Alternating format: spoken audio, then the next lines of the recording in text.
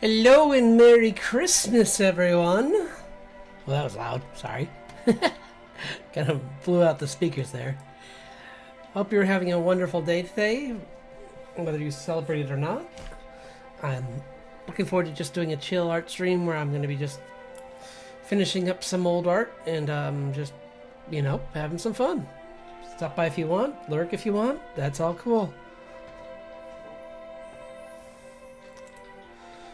That guy's gonna...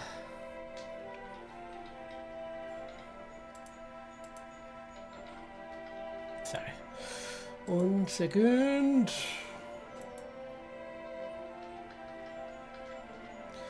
Yippee! Yippee! Here.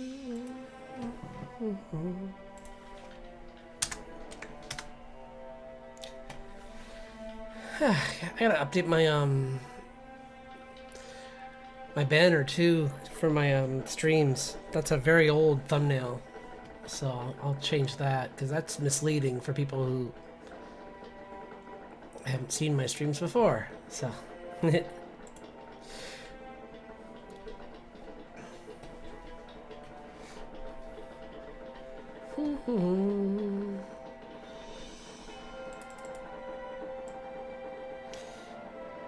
So I hope everyone had a wonderful day. I had a nice quiet one with family and it was great. Yeah, no, it was just fun to relax and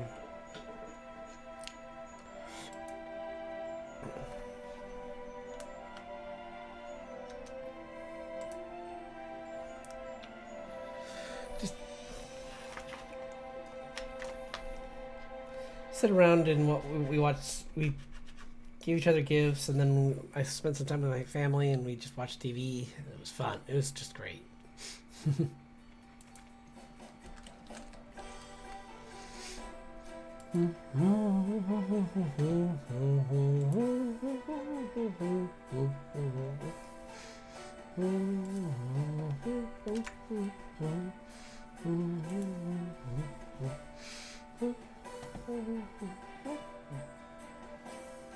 Okay, now I'm ready. Sorry about that. Just wanted to make sure I posted that I was online. Hello, thanks for dropping by. Thought I would just finish up some art for this year. Like, definitely these characters, the winter personifications of winter. I thought I'd get them done, and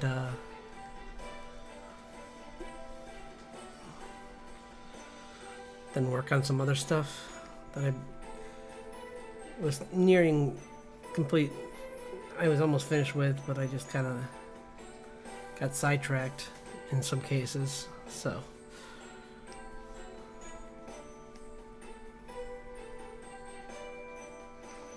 yeah, but hope you had a nice day.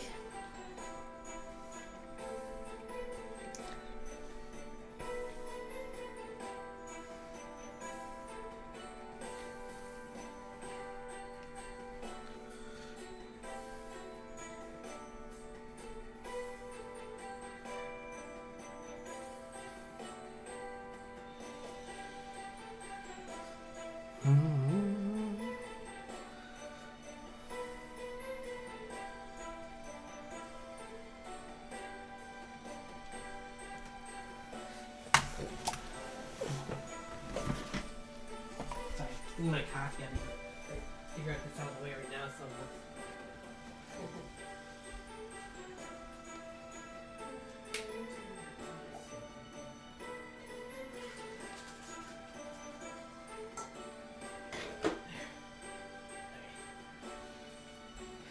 now I'm ready. Got my coffee. Got everything else set.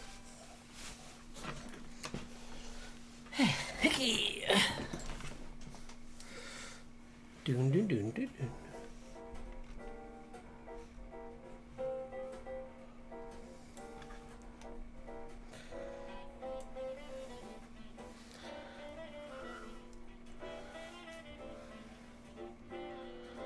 Who cares about this brush? What is this brush? It isn't a brush. Okay.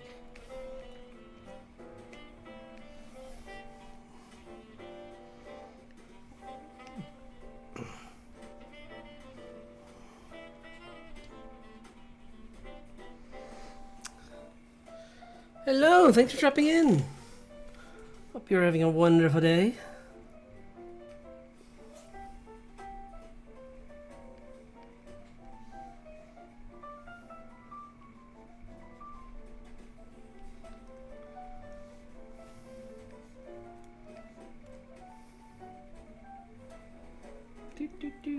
This is just end of the year drawn session stuff. I'm gonna be probably doing this again on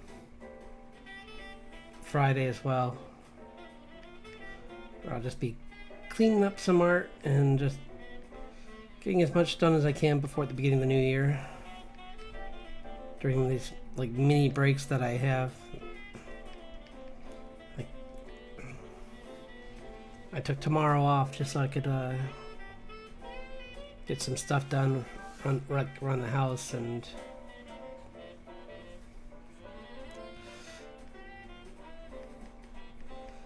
just to get started on some things, like some projects I'm working on with other people. So, yeah.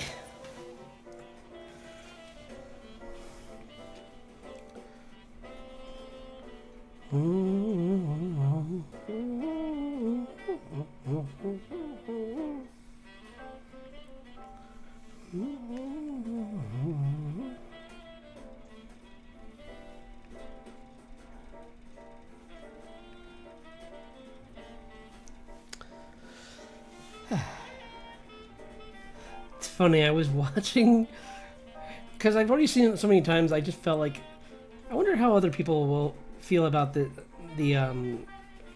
Klaus movie. So for fun, I watched somebody, I listened to somebody watching it while I was drawing earlier, and I started crying because I could recognize parts of the movie without even watching it.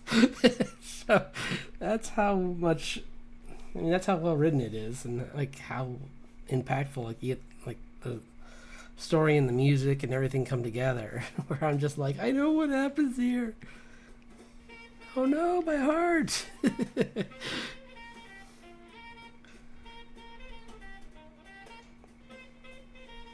Like the perfect little child is sad, or she's happy, or this happened, or oh my gosh, everything. It's all so overwhelming. In a good way.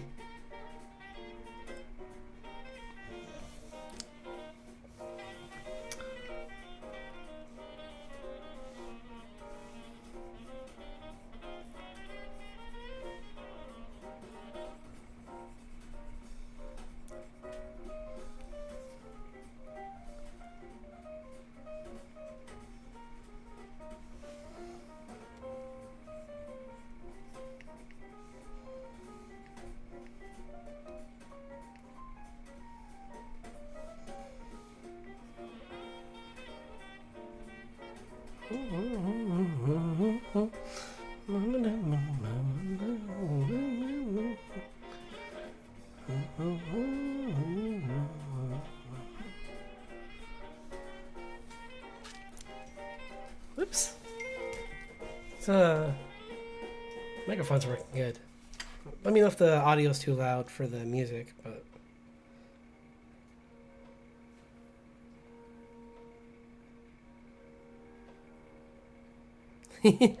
aw, thank you. Yeah, this one was so much fun to do. I thought I'd add in these fun like gloves that have that like red and white on them.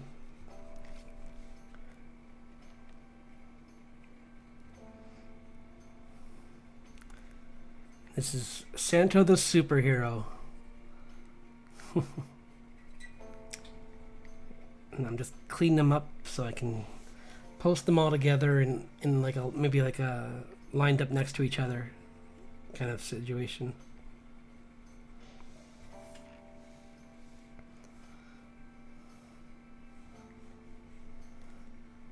But it was really fun learning about all these different like all these different Santas, all these different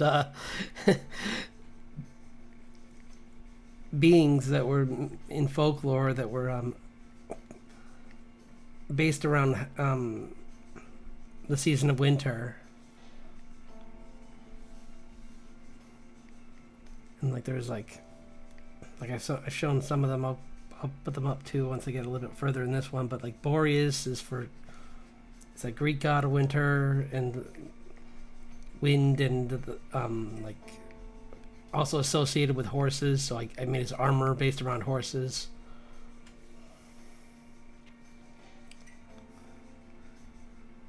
When I first drew this Santa, I made him even bigger, but I kind of wanted to downgrade it a little bit. Because he didn't look jolly. He looked scary, kind of. And I was kind of trying to go for more of like an All Might with this Santa than like a scary, like hulking figure. So I wanted to be someone that people are happy when they see him. So this guy, while having a presence for sure, he's definitely someone you could see as also having a lighter side.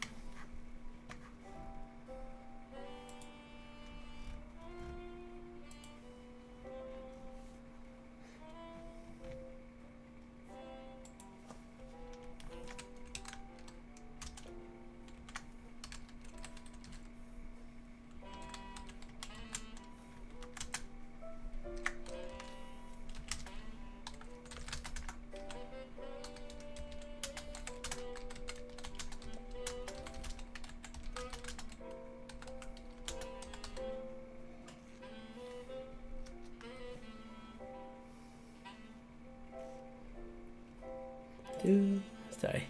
Whoops. No.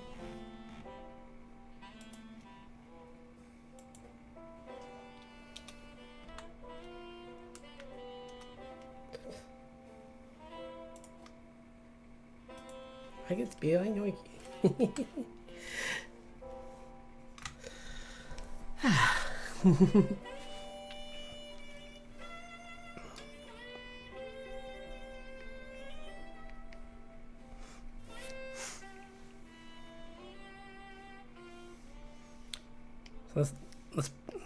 Since I got most of this kind of the majority of the way, I'm going to start putting in like accents and stuff like that, like the fun little bits of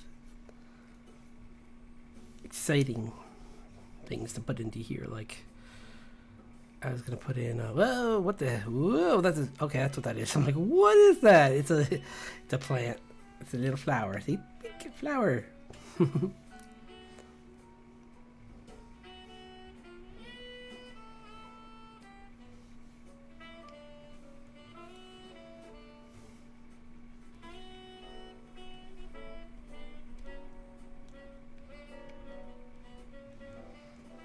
Right, hold on.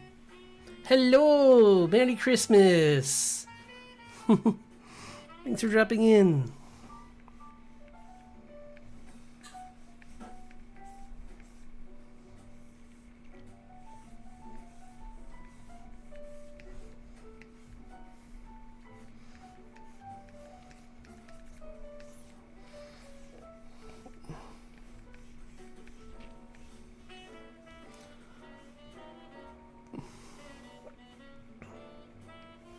Hope you're having a great day.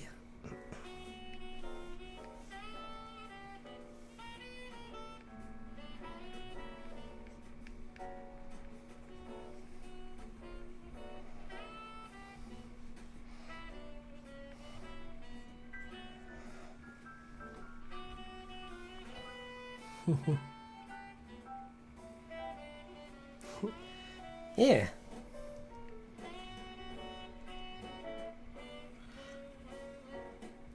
Thanks.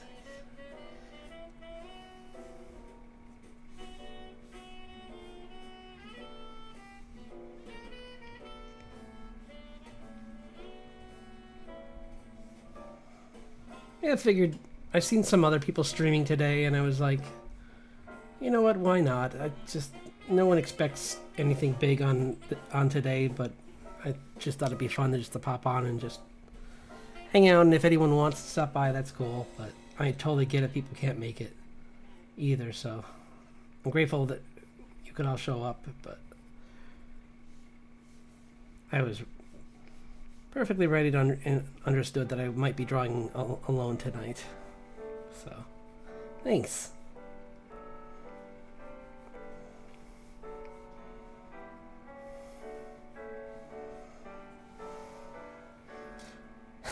You know what would have been funny? I'm gonna next year maybe I'll do anime versions of like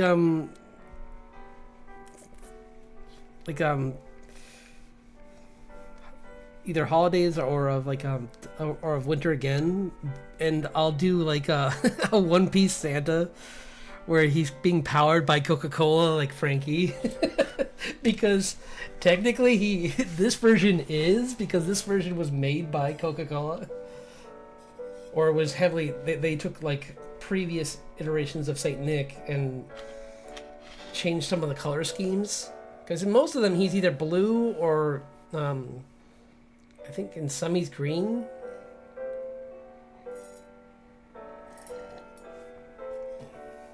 But that would be kind of funny. Just make it mix. Maybe it'll be like Arthur's Christmas, where like this will be like there'll be like one of his sons that is basically like Frankie, where he's just like powered by cola. I might have to watch that tonight. I mean, I like that one was actually pretty good.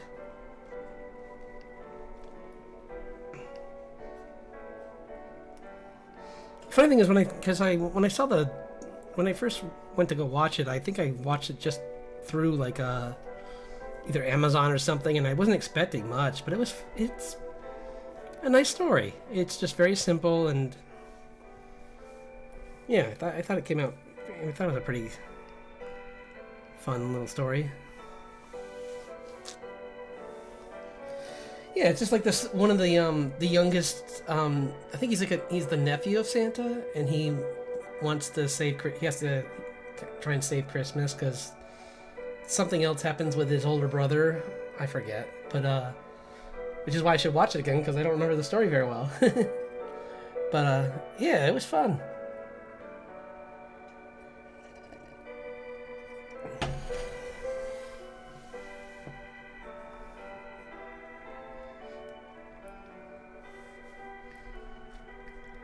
You know what's funny? I see so many people doing Grandma Got Ran Over by a Reindeer, that animated movie, but I've never seen it.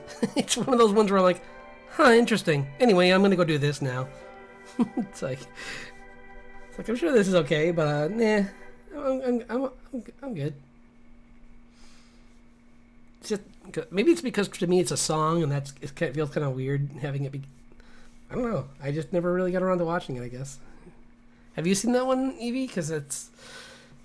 Because I'm sure it's fine.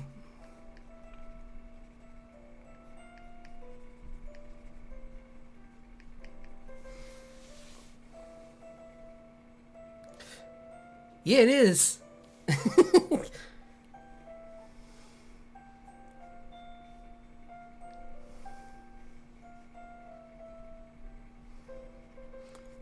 Keep in mind, before Klaus came out, like one of my staples was to always watch the Charlie Brown Christmas.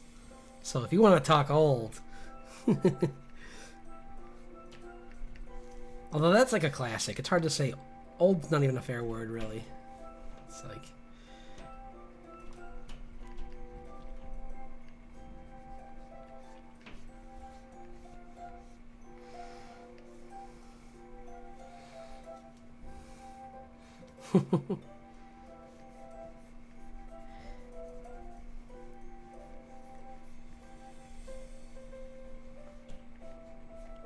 Yeah, I've even seen some. Was it Chris? I think I saw the Christmas back in the day. When I was in college, they did a play version of Peanuts, and I think it was of the Christmas one. I could be wrong, but I'm pretty sure it was.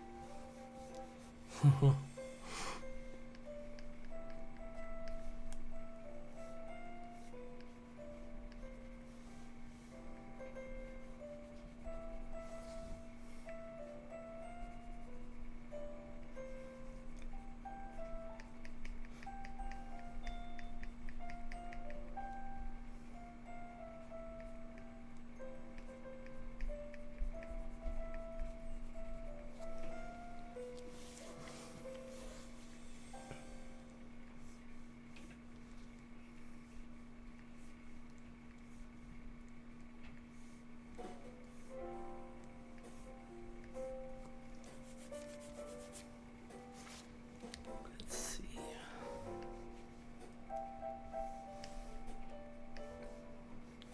This it could work.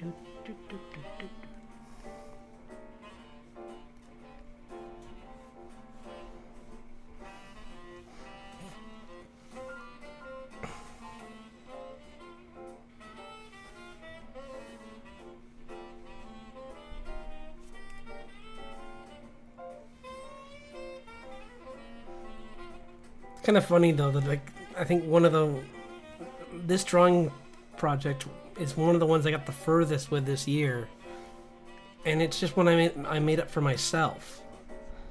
Like Witchtober, which I love, didn't get nearly as many drawings out of it.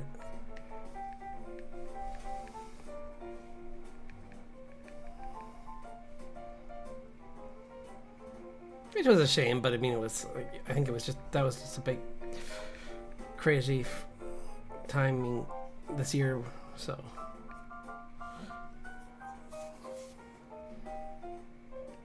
But with this, the nice thing is I could just totally focus on it and just,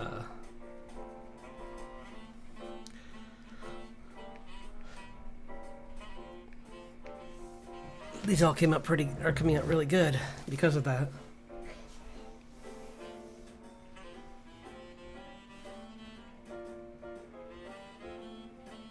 I'm glad to hear that. Yeah, it's been so much fun to draw, honestly. Like, I'm just having a blast working on this.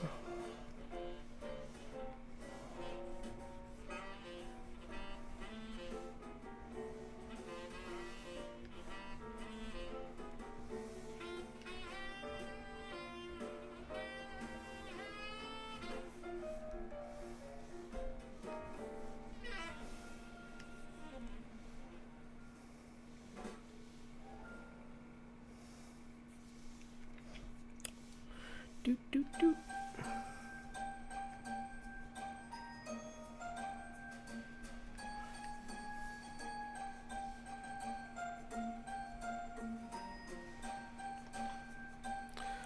Where is my favorite one?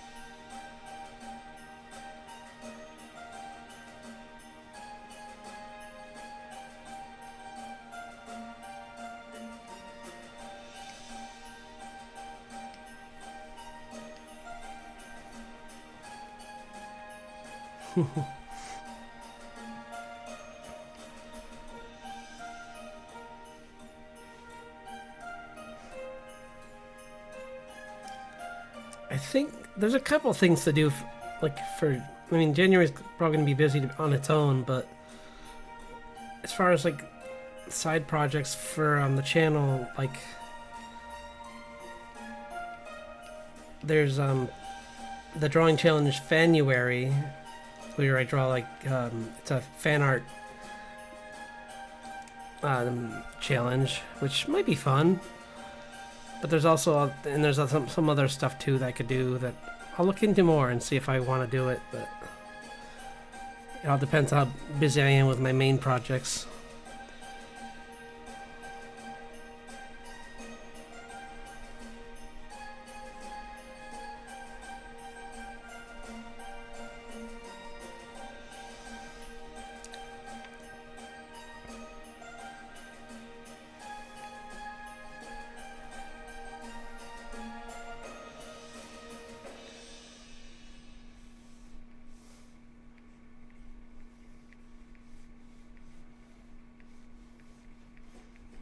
In fact, I'll check right now while we're here to see if there's anything else that I'm forgetting about. But because brushwarriors.com has all my the challenges I do are on there,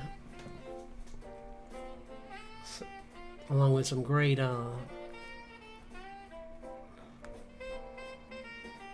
links to like places you can get art supplies and tutorials on how to use said art supplies. It's really nice.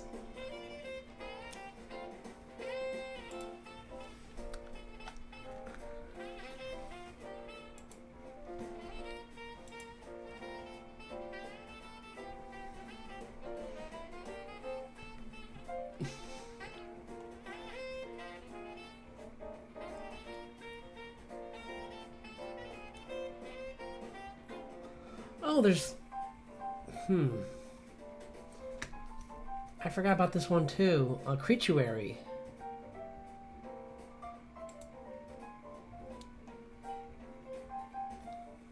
That's an option too. Go back to animals? Maybe. Maybe I'll do another one where I mix it up a little bit and I do like some... I'll work on the comic and I'll work on Creatuary in January because it's it looks fun. It's like a mix of different folklore for creatures, so those are always fun and interesting to play around with. Especially when I try and like change them up a little bit, like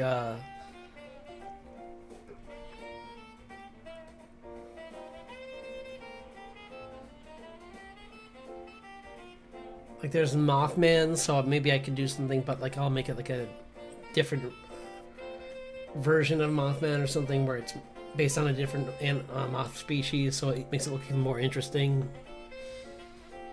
Stuff like that would be kind of fun. So, yeah, something I could do.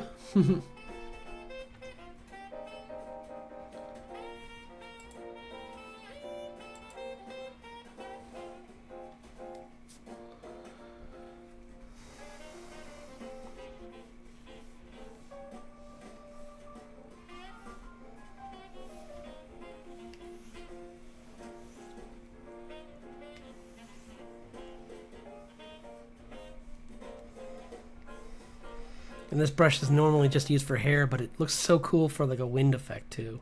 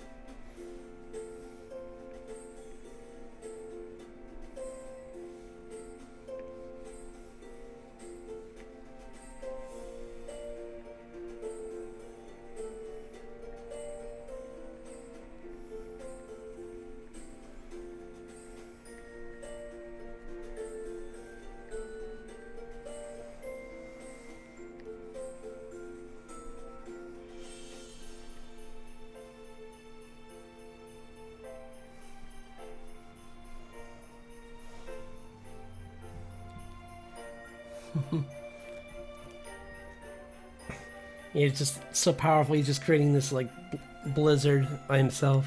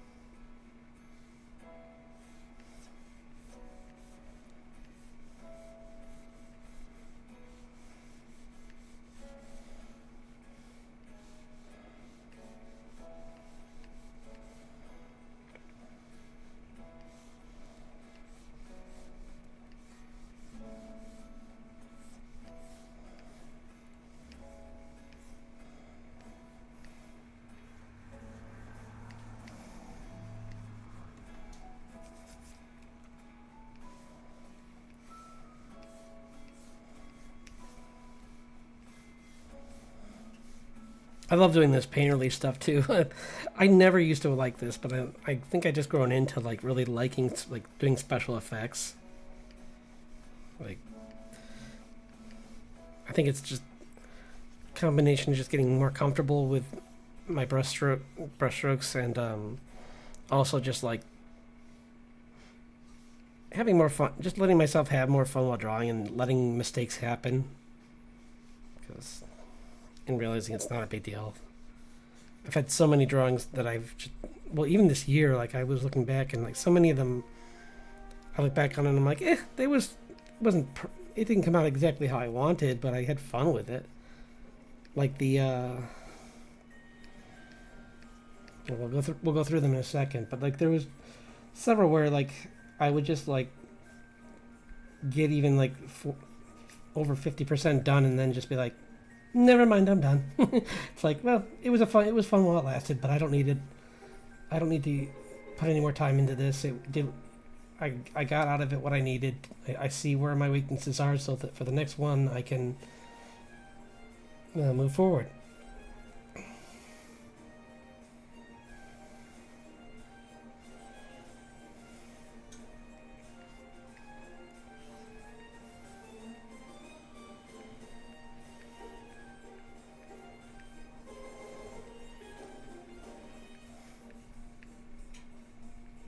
Because there's such a quick like reaction to be like, yeah, to want to tell people, oh wow, you really messed up that, and it's like, yeah, but I'm not gonna next time. It's like, and if you do, the better way to react to that is, hey, I noticed you did this again. Maybe these are some resources you could use to practice on. I would be like, oh, cool, thanks. Like, you're right, I did do that wrong, and because in the end of the day, like, these are either going to be portfolio pieces or they're going to be things I sell, and in either case, I want them to be quality.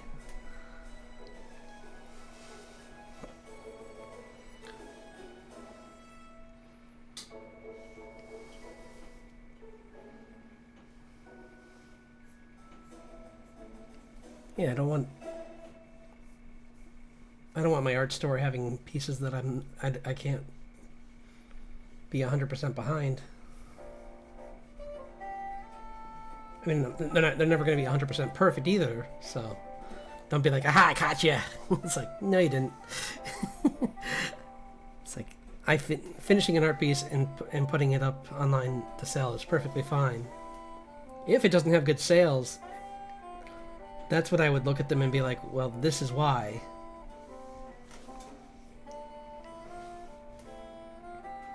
And I would go about it my own way to fix them.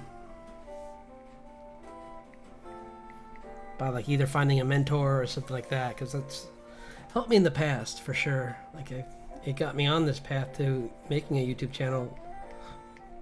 So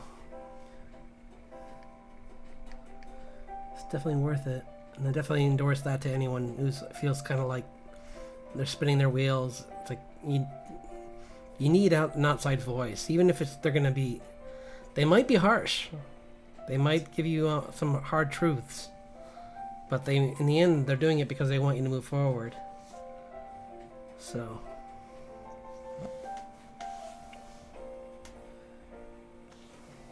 I'd say it's worth it in the end.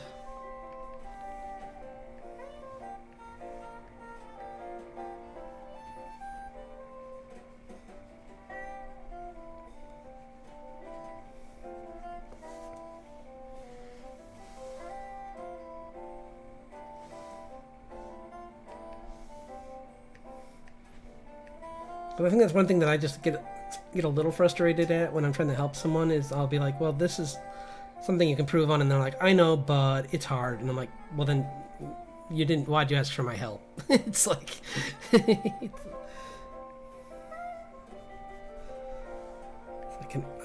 I pretty much just like calmly just like, okay, I'll go back to my drawings.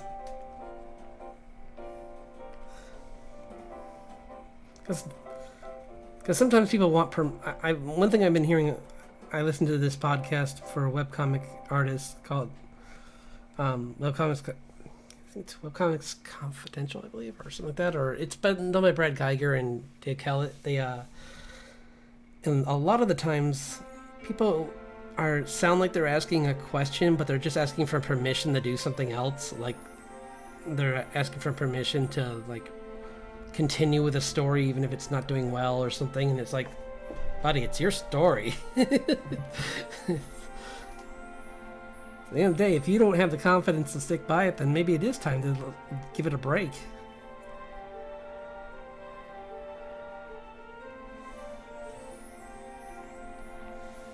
And that doesn't mean throw out.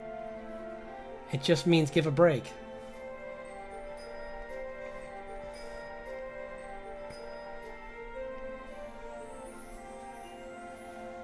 Zeevee, I'm sure you've had stories in the past where you hit a wall and then you just gotta like take a breather and be like, okay, I'm gonna step back, look at some influences and look at some, and just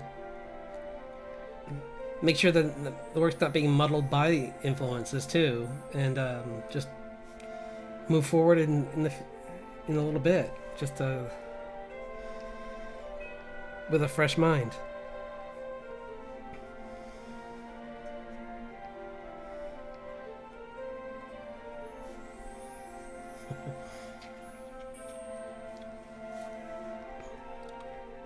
Oh, and one thing I hear artists say a lot that I'm worried that people who aren't well, not even that other artists don't get, but, or, I mean, people who aren't artists who don't get it. I'm worried that people that are artists are misinterpreting what they're saying, because I hear people a lot on YouTube and on Twitch, like, say that they want to get self-sufficient enough that they don't rely on references anymore, or as much. But they just say it in a quicker way of like, that they don't want to depend on them as, and it's like, well, but you always will. There's no such thing as a day when you will be like, oh, okay, now I know how the human skeleton works front to back. It's like, I hate commercials. Quiet. Sorry about that. Of course it had to be that.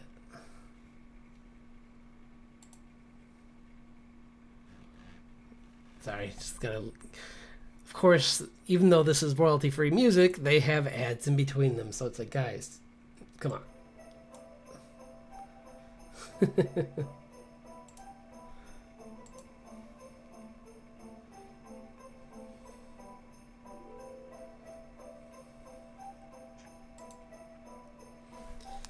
But yeah, you shouldn't ever feel bad about. I mean, that went back to like my college. That kind of flashed me back to my college years of like professors just being like, "You're always gonna need reference, guys." It's like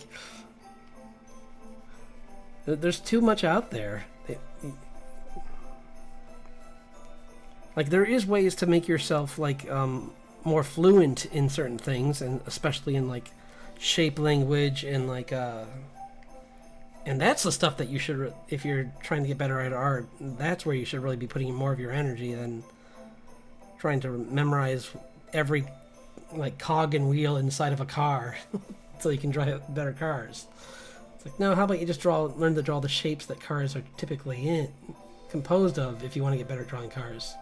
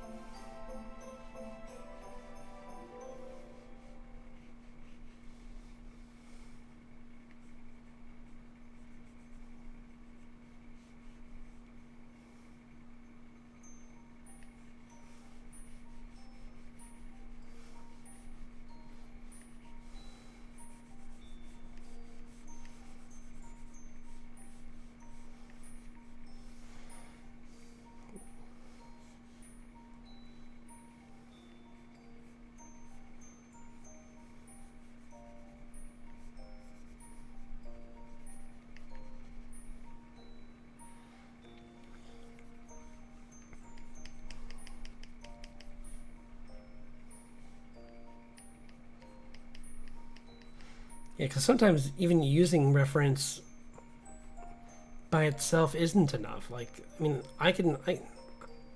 the car example there is not an, not by accident. I do have trouble with vehicles, even with reference. Like conveying those shapes is kind of hard for me, but I just need to, like, in the coming year, just do more practice on like trying to draw those specific shapes until I'm more comfortable with it.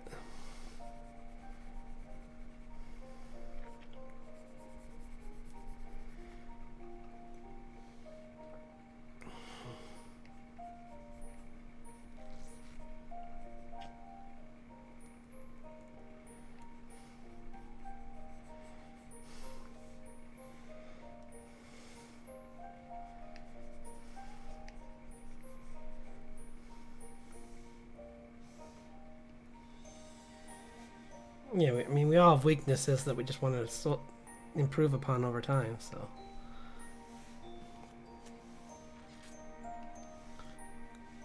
Just don't let them overwhelm you. I might even make that something I do over this on this channel is like an art fun, like doing like weakness Wednesdays or something like that, like a moment where I like draw like the kind of the specific things that give me trouble, and we can work on it together.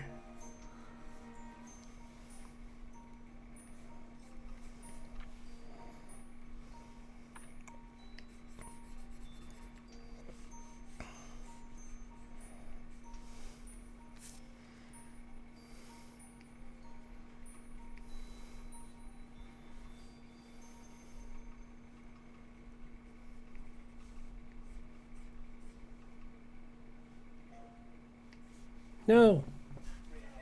Why are there so many commercials?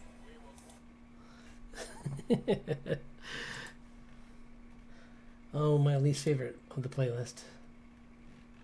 All these are terrible. All these. Okay, here's a good one. Maybe. I don't think I heard this one. Because last time there were so many of the ones I didn't like that I kind of stopped and just restarted the playlist. So this time, I don't even know what these are going to sound like.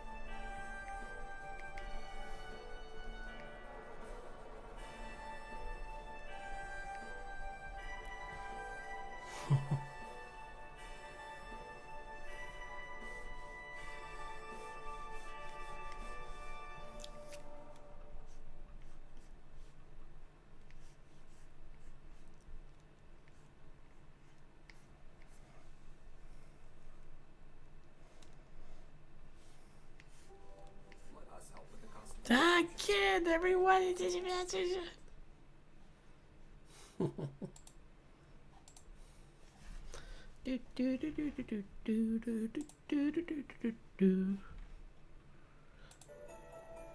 Problem is, it went from like a playlist that was like one big track that was like 40 minutes to like all these little 3-minute bits of.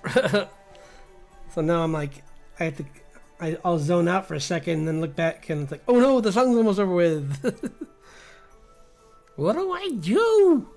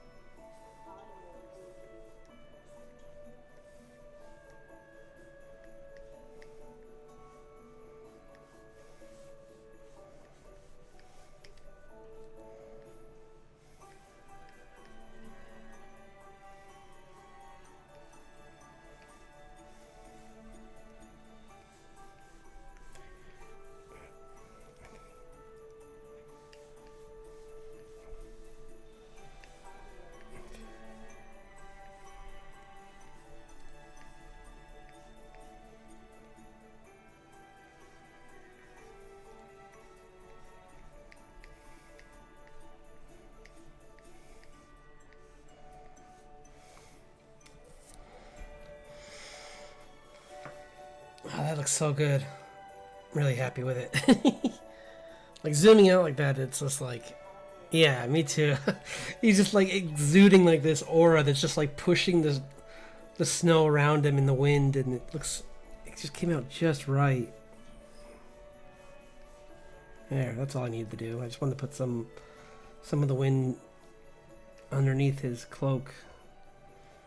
But otherwise, I think he's pretty close to done, so I'll move on to another one.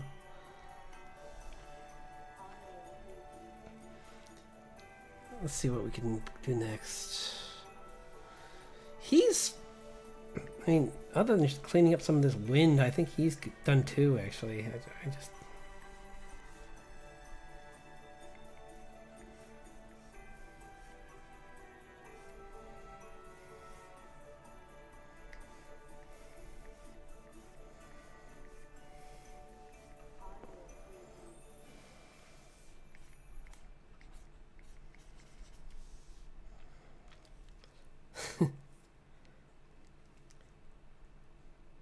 You know what's funny? Part of me keeps thinking of the pacifistas whenever I look at this guy.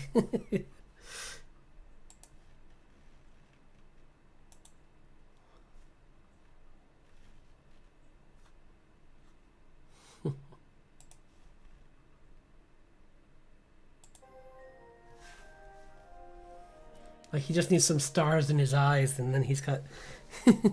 He could be like...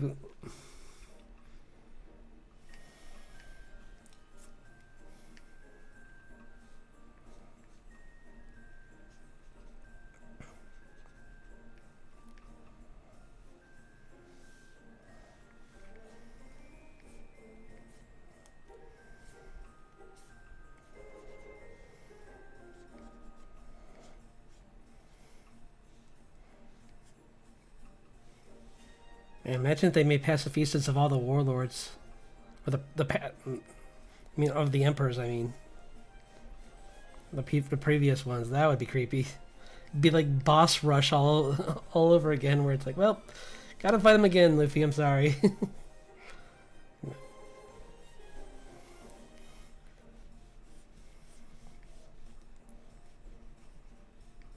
I know you took down Kaido, but now you have to take down him in his prime with an. And he's unbeatable this time, personally. I think if I had too much color, it kind of gets distracting. I don't want to do that.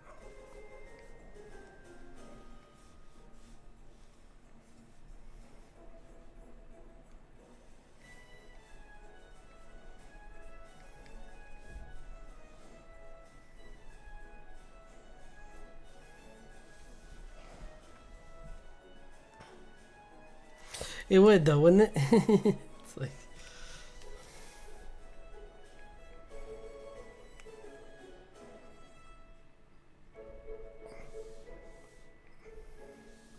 I mean, they still haven't met the Celestial Knight, the Celestial Knights yet, so that's going to be crazy alone.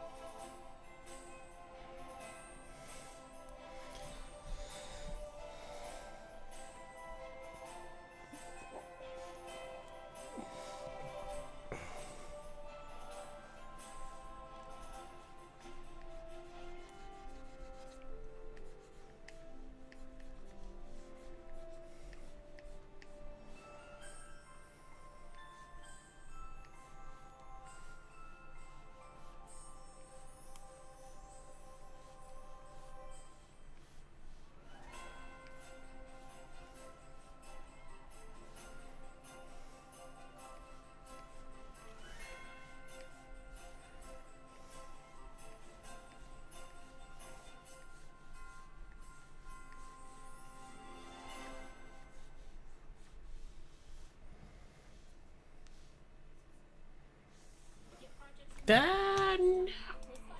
Quiet, you!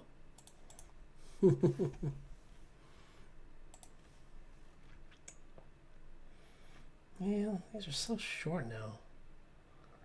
It's fine.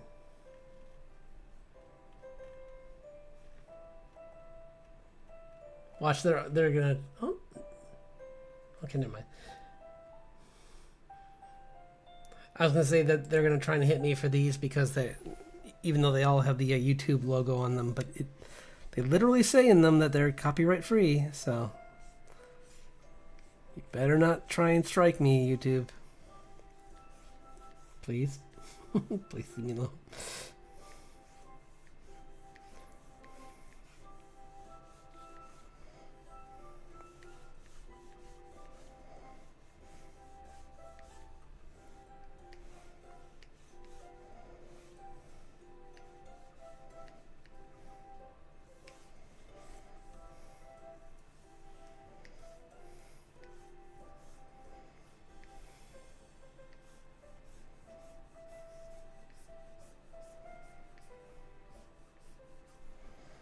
That's good. I don't think it needs too much. It's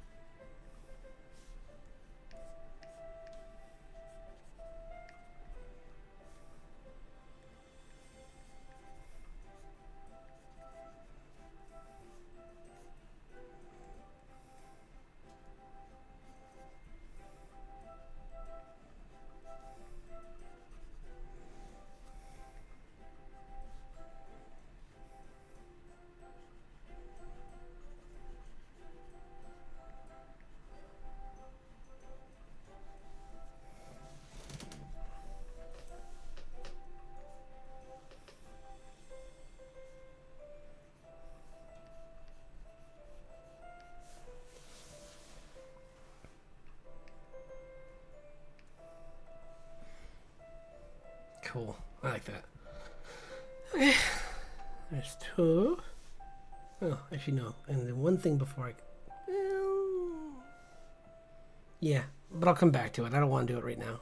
I was going to play with the wings a little bit more, but I don't want to do them too much, because then I'll... Here's some of the pages I'm working on. Here's... That guy needs some more work. That's... Hey, let's work on this a little bit. I do want this to be a finished piece, but...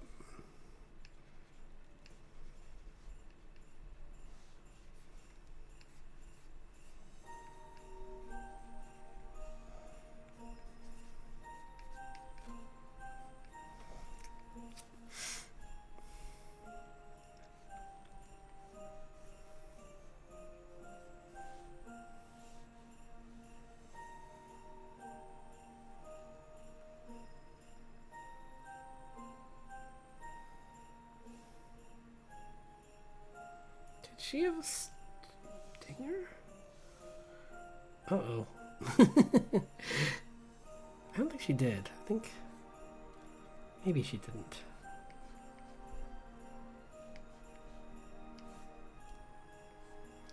Even if she does, it's kind of unclear why her dress just disappears here. So I'm going to clean it up a little bit so it shows up more.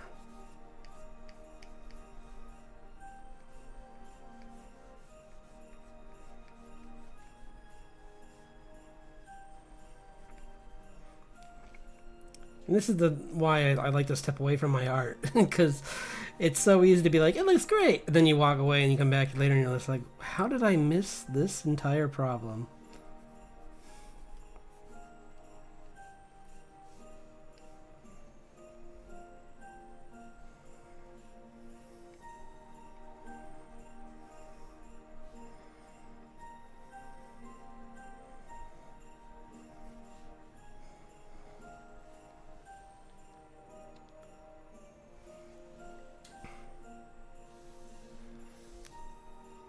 Yeah, I think this is one where I kind of like, I took a break from it and I kind of forgot to go back, or I was too busy with other things to go back to it, because there's a lot about it that needs to be cleaned up.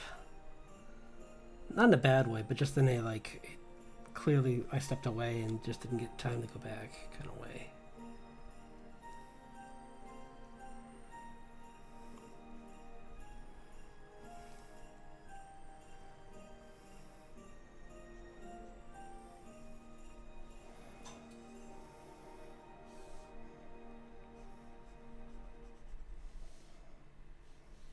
No.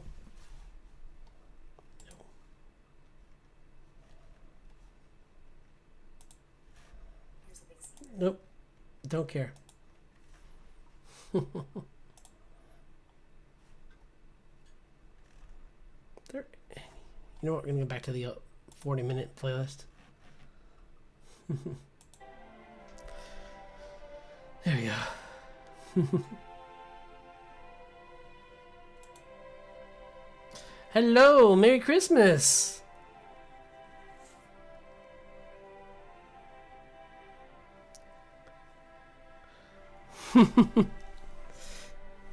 Yeah, this I can't remember what this is for. I think it was, but it was like some kind of drawing challenge I was doing. Oh, I think this was possibly for Witchtober? Maybe? I forget what this is for, honestly. But, it was just for earlier this year, and I figure I'd go back and clean up the ones I like the most, and this one came out really good, so. But I was working on some, I was finishing up some of the Santa stuff, like I got this cut.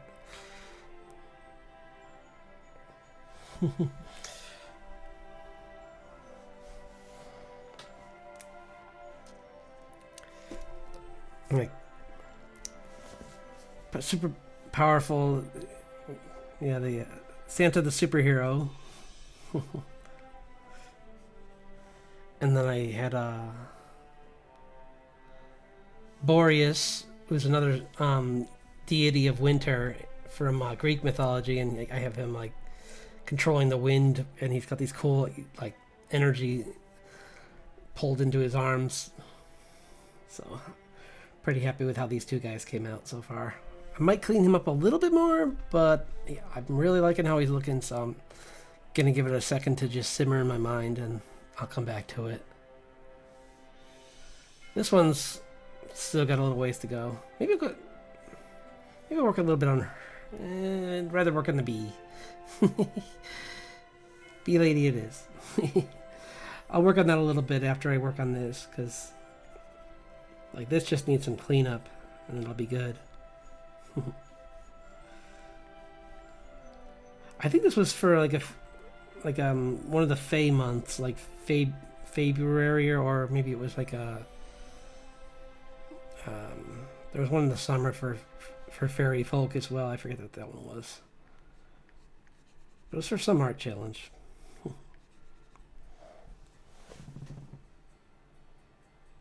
Thanks. Yeah, yeah. It's really it's a simple trick you can do with just a layer, and you put add glow on it, and then everything just really pops. Like it's like super vivid, but you just don't want to overuse it. But it really gives a kick to things. Like if I go like this, see how it's like that's much brighter. So I can like sometimes it gets a little bit too bright and it becomes like a white like there. But sometimes I like to use it if I'm just like adding in accents like on the dress, like if I was doing like this.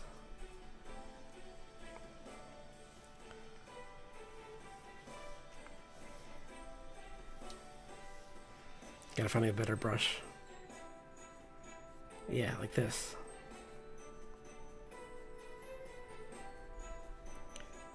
Yeah, it's like a nice glow.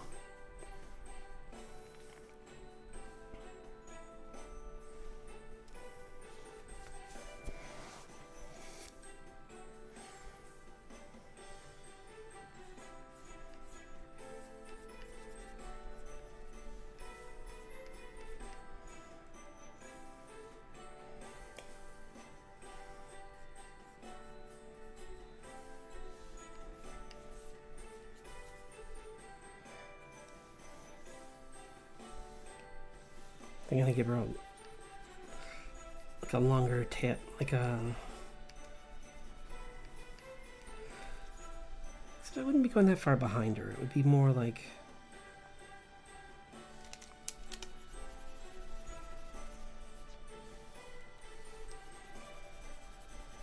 It would be here, but it just wouldn't go as far back like that. It would kind of just like go to probably. Like that.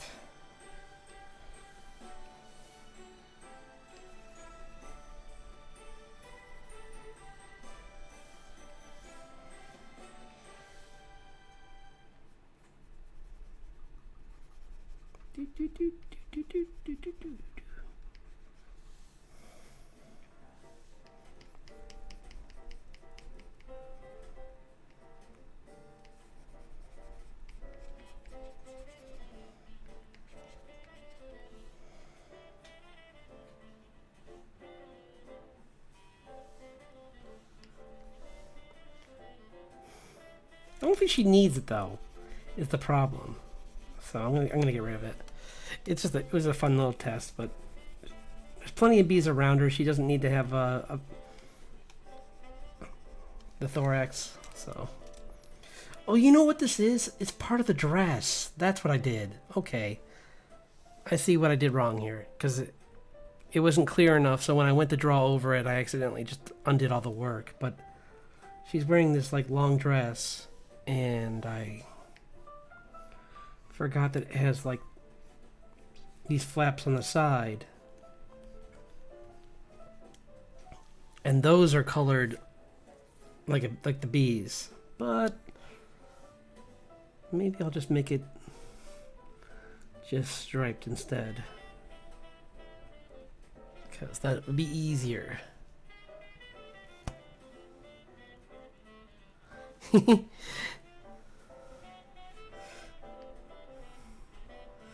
They definitely look fluffy. I don't know how they'd react to being cuddled though. They might, being insects, they might kind of freak out. But otherwise, yeah. Maybe if you gave them like some to chill them out. But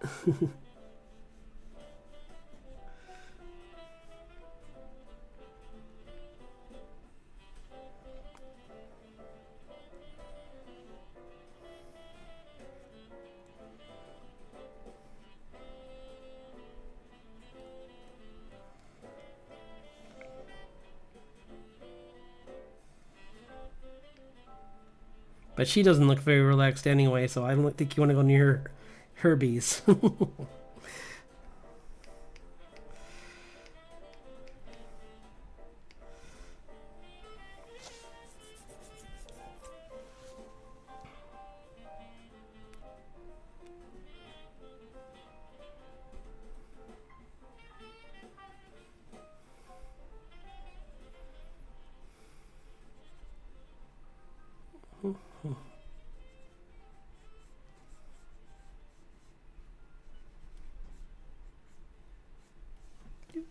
Uh-oh. Oh, wait, never mind, we're good.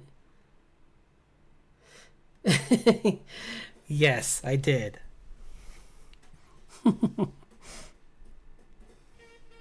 Be yourself.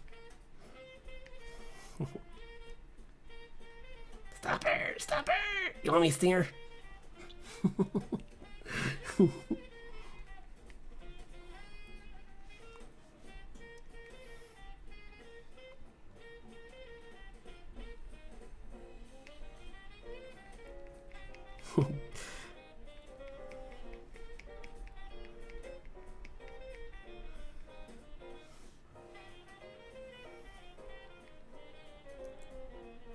All of a sudden, out of nowhere, Disney just knocks on my door.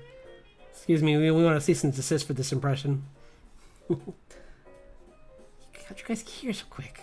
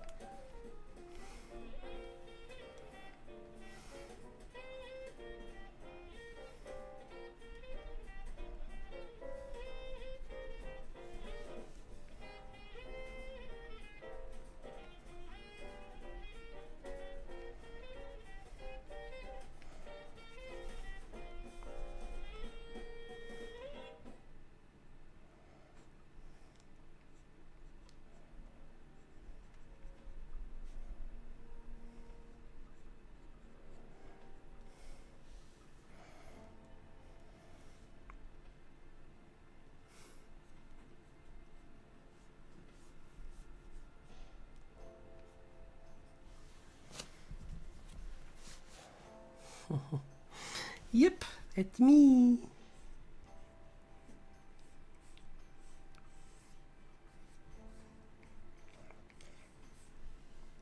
Why is it doing that?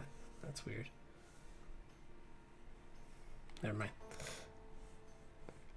For some reason, the brushstroke felt a little offset there, but maybe I was holding maybe I was just holding the pen wrong.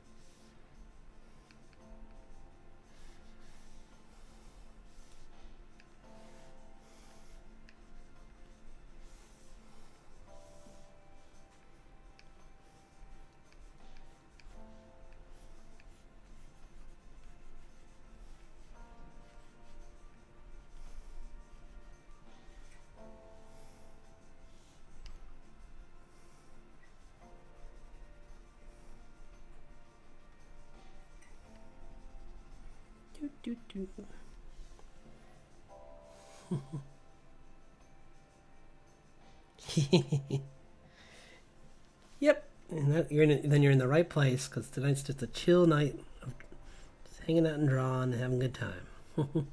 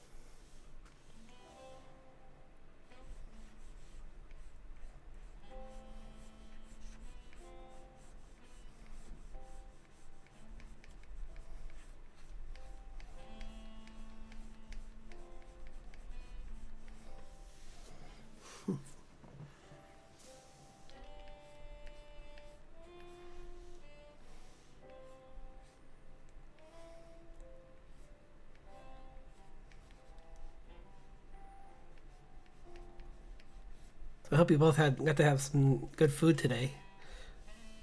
Because my brother made an awesome brunch for our family, so that was nice.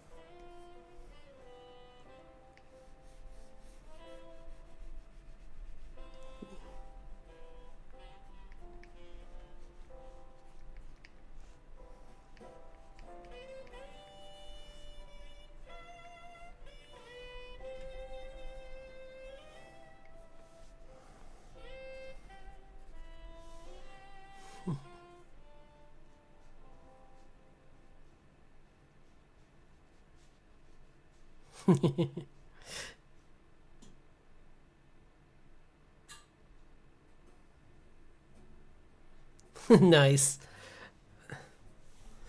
It's always the it's always good when you get that wonderful calorie hit. You're in calorie coma zone.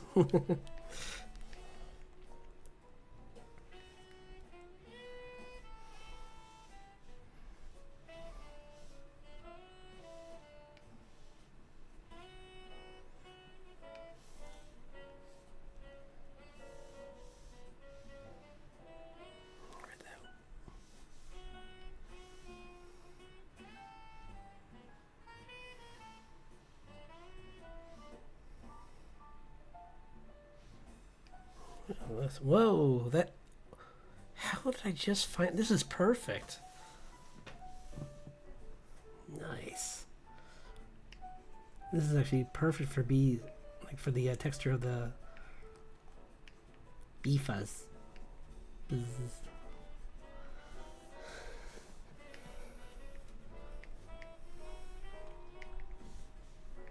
Definitely gives it a little more texture, or a more fuzzy texture to it.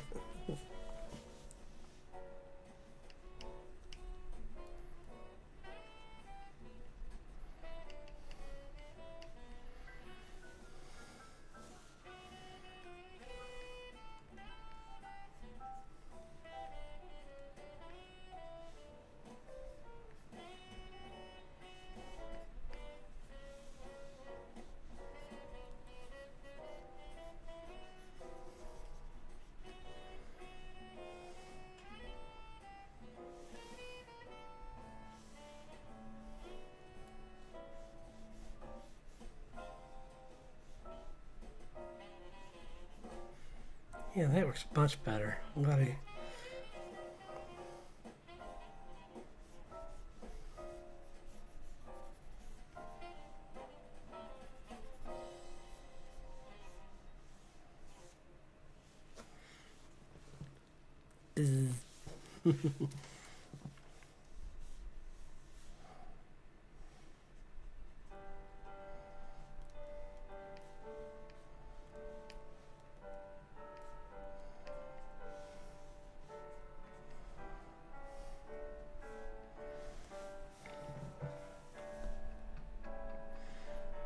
Yeah, that already makes it that part stand out so much more now for what it's supposed to be. I did it again!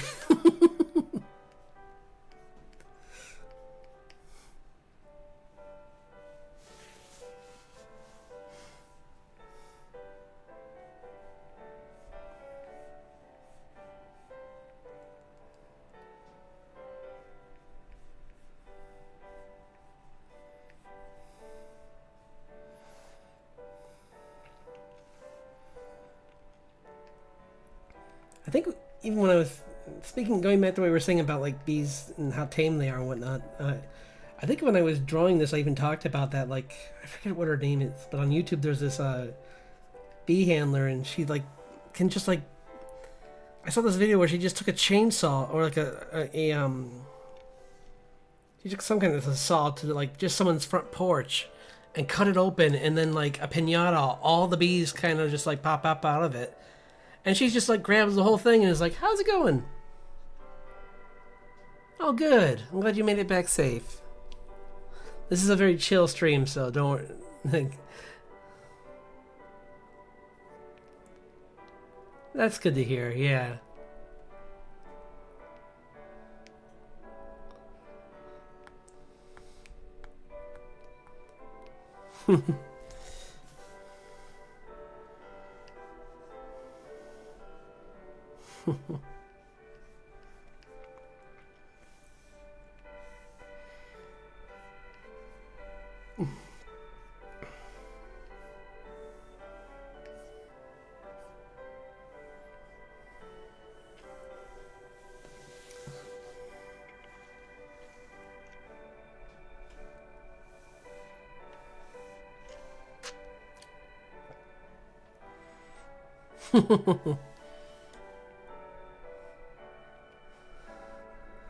Sounds more like zonked out, maybe, or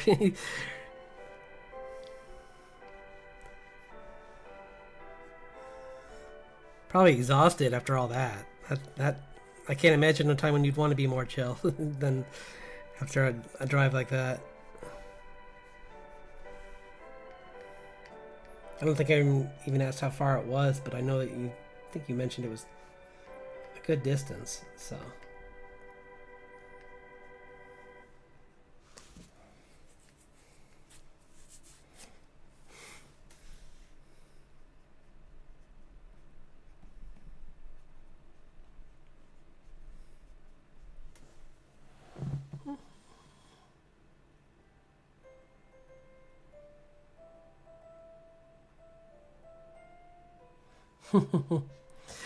Yeah, you do. You really do. It's just all you have to do is just make another channel. Like it's so simple. I have I have my casual viewing channel for when I'm just not drawing, and I just want something on in the background, and then I have this channel for where I just mainly just stream, and sometimes I'll watch like other artists, but honestly, most of my stuff when I'm watching is through my other channel. So yeah, you should make another channel.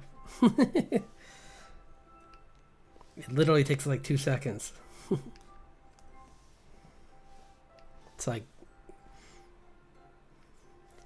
make new Gmail account. Bam! Now you have a new channel. I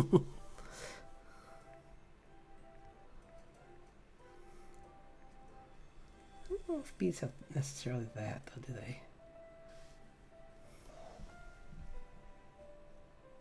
It was great. Yeah, I got to spend it with my. We went over to my brother's and had a really nice brunch. Some of my nieces opened their presents, and tomorrow we're celebrating one of their birthdays. So it's gonna be a. So like pretty much all my gifts I held off on for tomorrow, but yeah, it was really nice to just have some brunch and just relax. And then I went over to my parents' house and we watched some Psych after we opened some more presents for some of my other niece and nephew. So that was nice.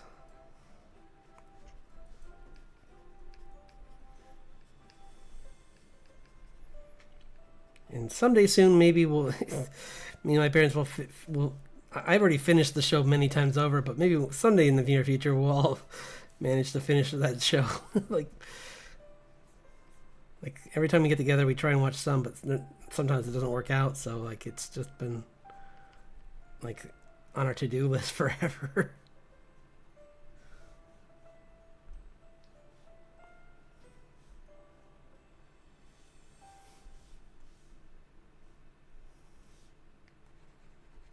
How was your family? How was all that?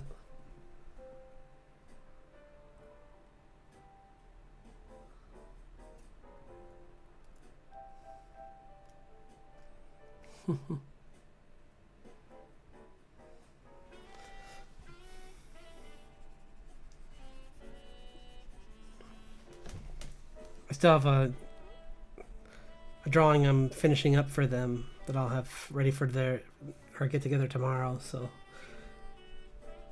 after this is done, I'm gonna get right to that and finish it off.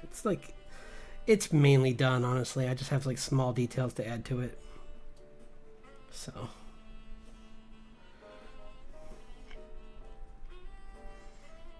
it's that graphite drawing I was talking about earlier in the week.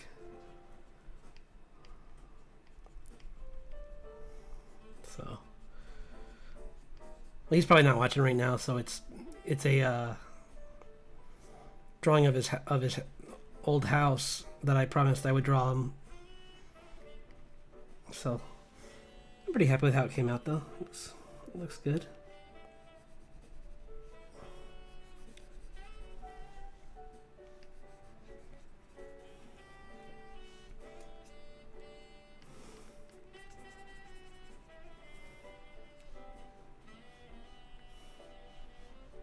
I usually don't do that, but like they liked my last drawing that I did for my sister-in-law's parents so much that I'm like, sure, I'll do one for them.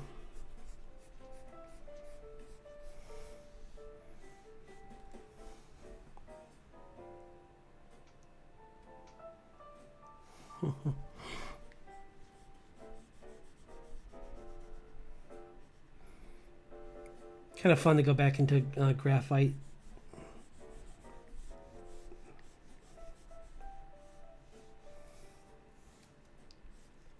I am tempted to make one day this, like, try and do like a day where I only do traditional on this channel next year, because I feel I really got a bit rusty, so I kind of want to get back at it.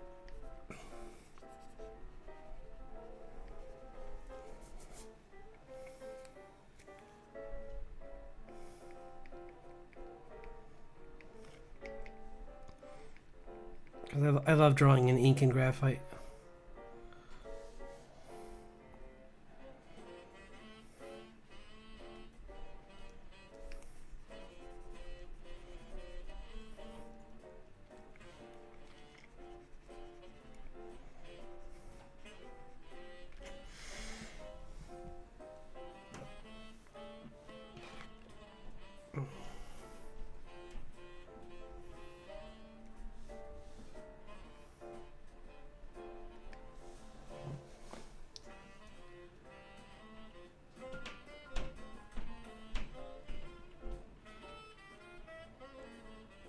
Other people's chat.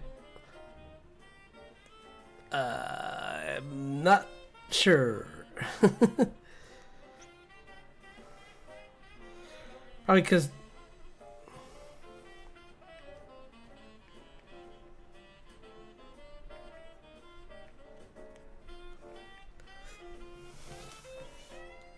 you mean like blues? Because that's a fairly new channel. That's why. So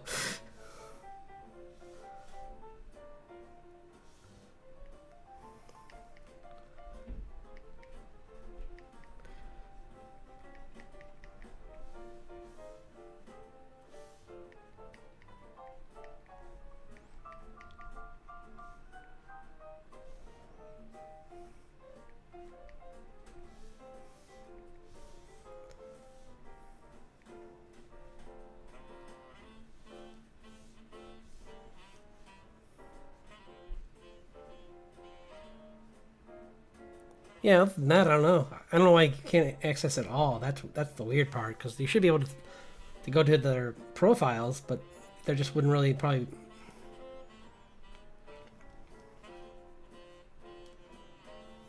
Yeah, I don't know.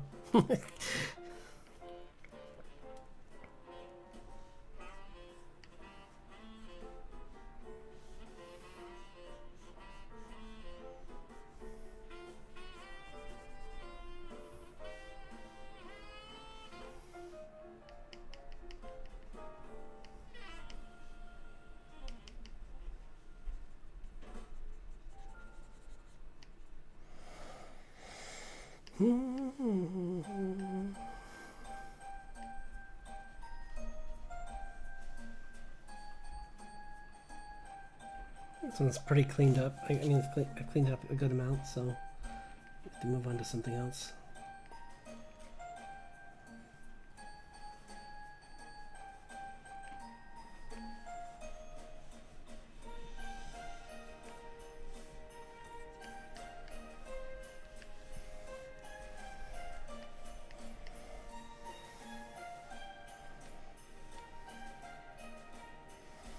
I mean, I still need to fix up her face a little bit, but I can go back to that later.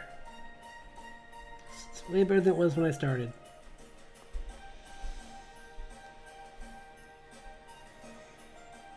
Like her arm actually has some more depth to it, and body's just cleaner.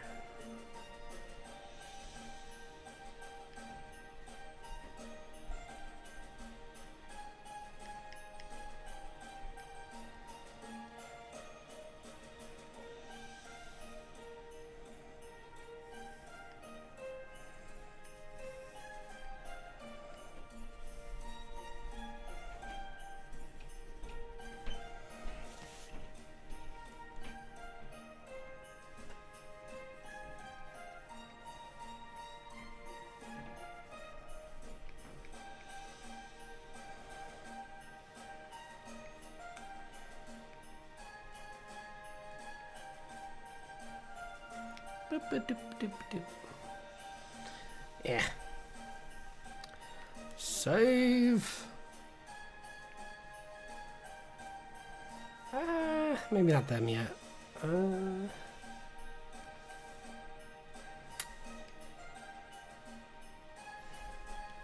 Tempting.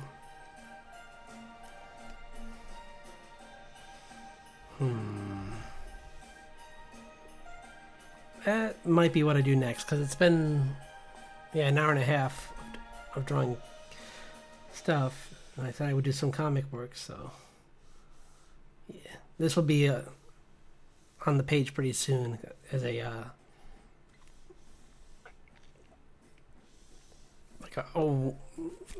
like a preview kind of thing. Because I was saying, one thing it'll definitely be is like right now I have that that banner that goes into my drawings for the thumbnails, and it's that really old drawing. So I'm gonna replace it with this one, and I'm gonna maybe make one for each season, and maybe I'll even make one for like special. I'll make a thumbnail when I'm doing challenges, and a thumbnail when I'm doing the comic, just so it's like a quick like placeholder like image that will just, because making one for every episode is just maybe I'll get to that someday in the future, but that's a lot to put on top of everything else I'm doing right now.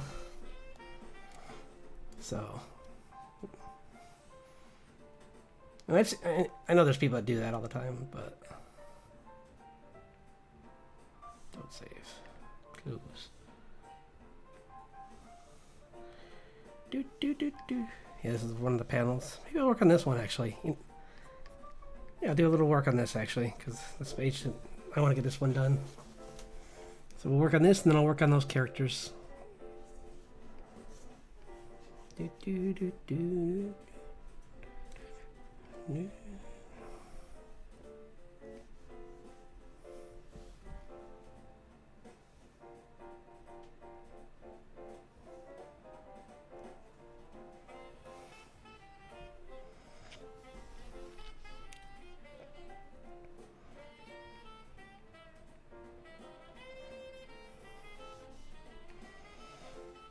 Yeah, I figure I'll just clean it up now.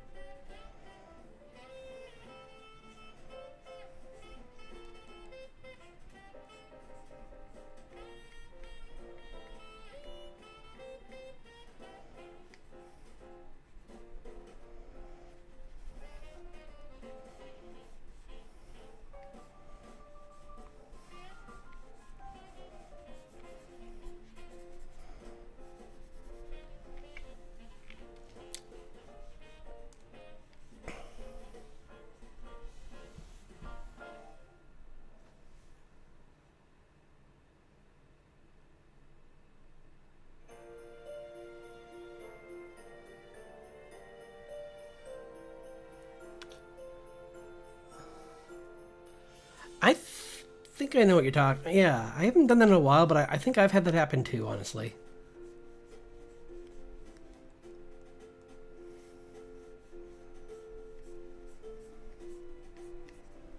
I think.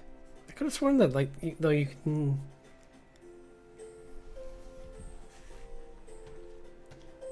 Yeah, I'm not sure. That's such a weird thing, though, to have that be something that, like, where it restricts you.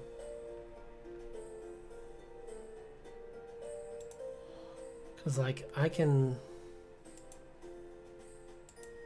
Yeah, all it does is say. Even for me, it's only just like reporter block when I click on the name. So.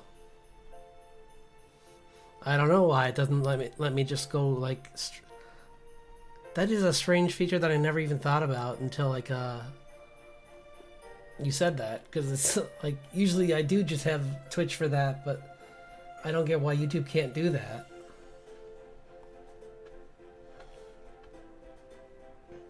But, yeah, weird.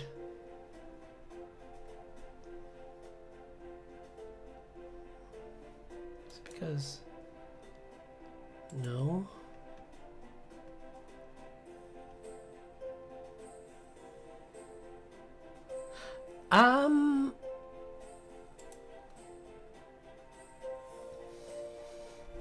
I think you can. Maybe. Try. Ban. No, I'm just kidding.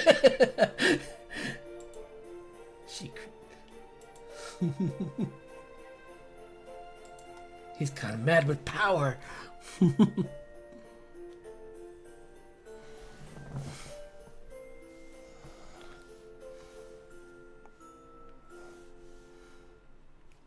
Oops.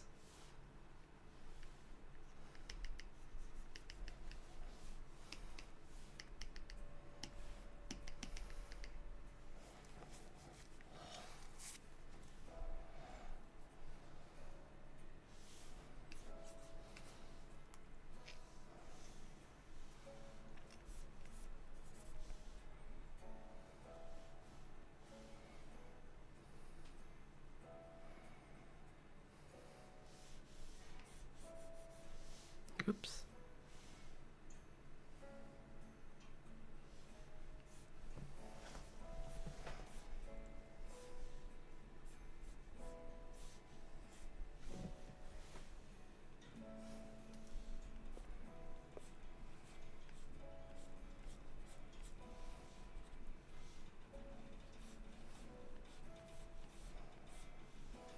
I swear I've done it though.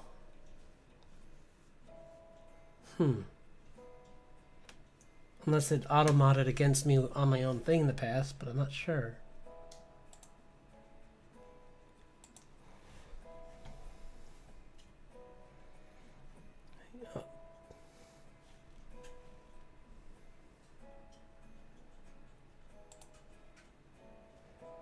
Bum, bum, bum, bum, bum.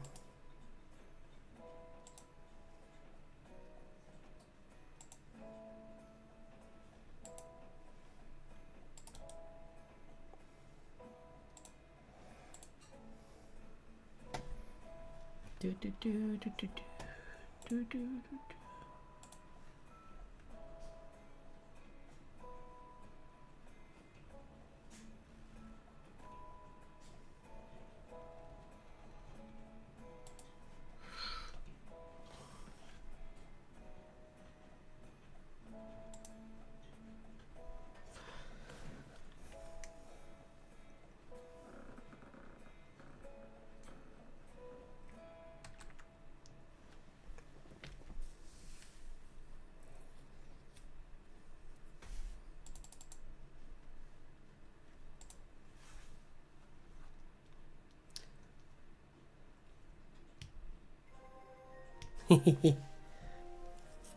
Yeah.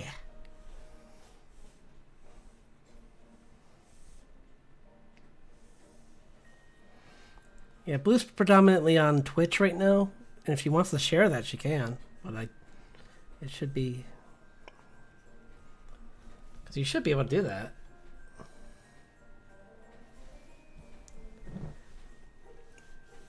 I am working like I told her, I am working on a Discord, so that should.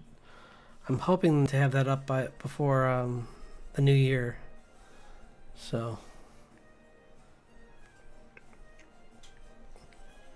it might be. I mean, it'll be pretty kind of slim at first. Like I'm not gonna like start it off with like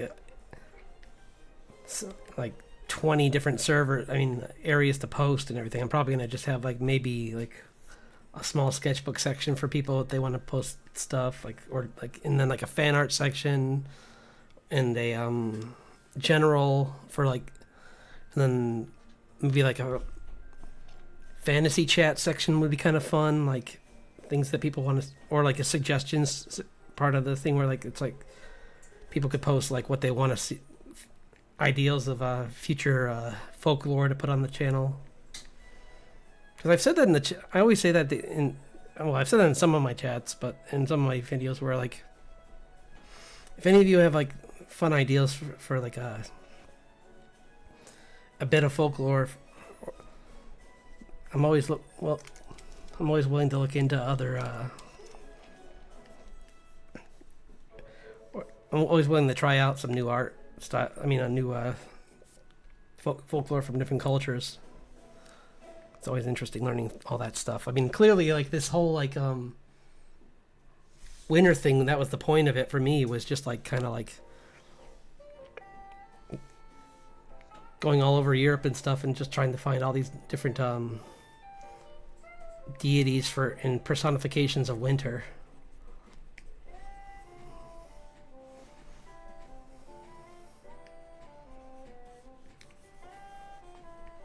And it was fun.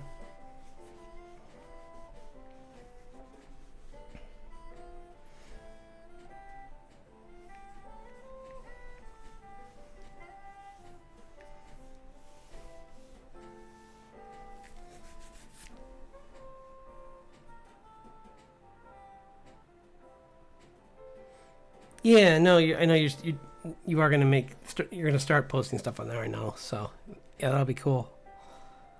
So we can.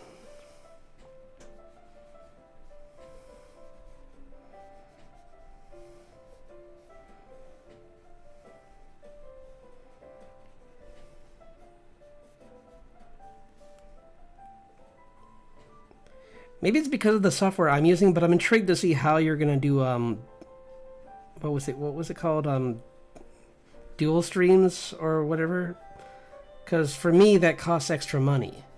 Like I had to pay a subscription to my streaming service to get access to that, so I have been, that's honestly that's why I have different days.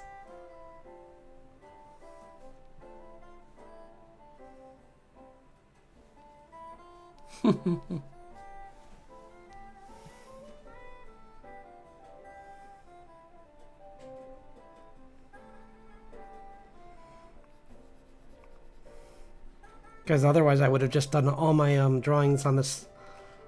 I would have just done that from the beginning. Like I wouldn't have in the beginning I definitely wouldn't have had as many drawing streams if I was able to do them both at the same time. But now I've gotten to the point where I can handle all of that a little bit better. Because before it was just it was just kind of exhausting at first.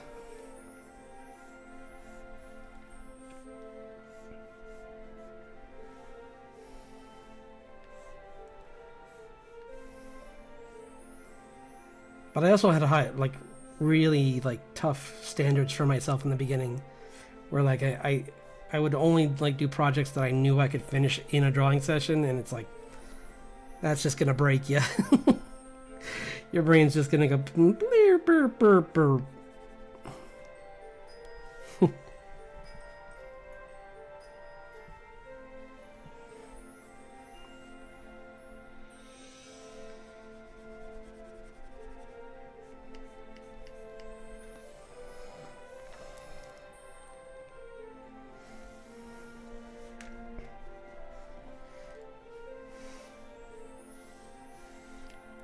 Oh, that would have been oh well. Next year, maybe. I was just thinking, like, you said Christmas boss fight, and I thought, what I'm drawing, I was like, oh, it would have been so smart to, like, do a variation of this drawing, but make him fighting a Christmas tree monster instead of this, like, tree beast. Like, just make it like a giant, like, octopus tree monster thing. Where, like, all the eyes are the ornaments. It's like a eldritch horror kind of thing. He's like, why does this happen every year?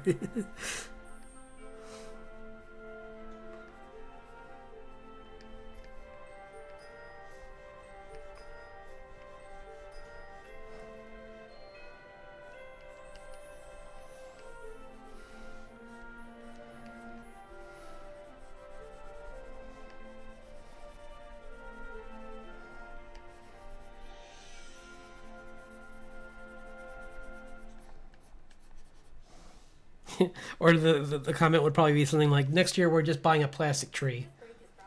Oh no! Quiet! Let's switch over to just some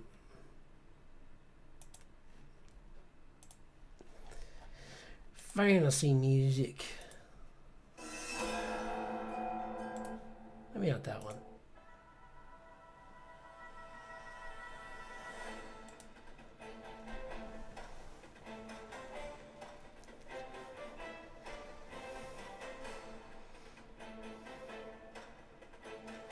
There you go.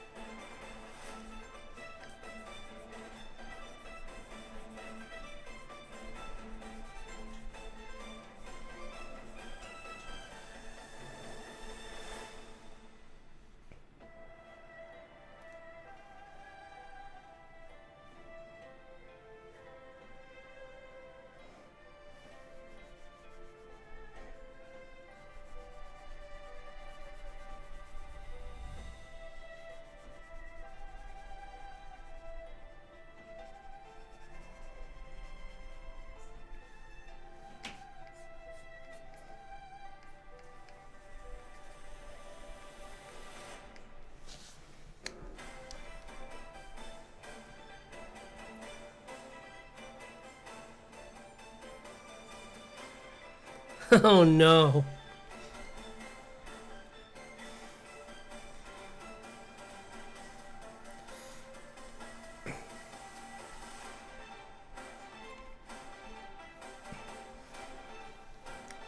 Well, hopefully it doesn't get stuck in that. No, I'm not. Nope, not saying that joke. That's too dark.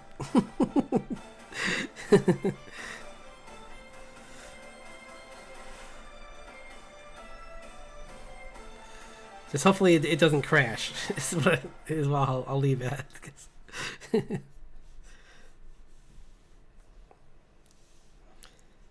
That's a shame, though.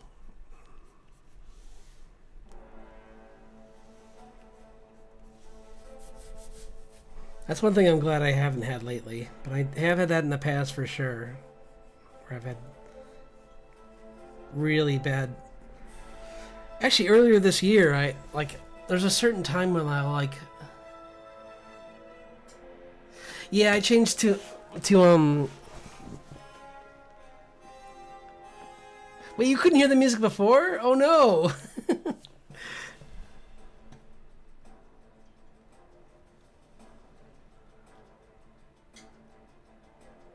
Oh, well, because I didn't say it because it was in poor taste. But no, it was just me saying that there's a okay. The long version of it is there's this part of the Everest where like people go and they don't realize that there's a waiting queue to get to the top, and you can endanger yourself if you stay there too long. I was saying, oh, I hope that doesn't happen to your computer. It's was the dark joke.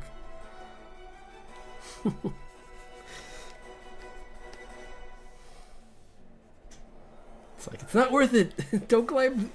Just go back down. You saw the top. You're close enough. You can tell your friends.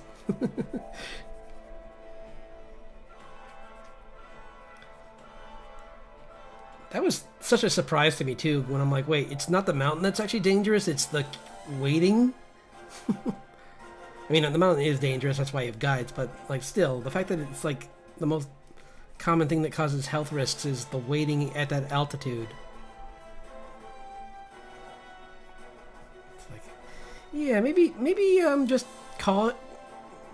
Just say, well, I got close enough, that's good enough for me. And then go home.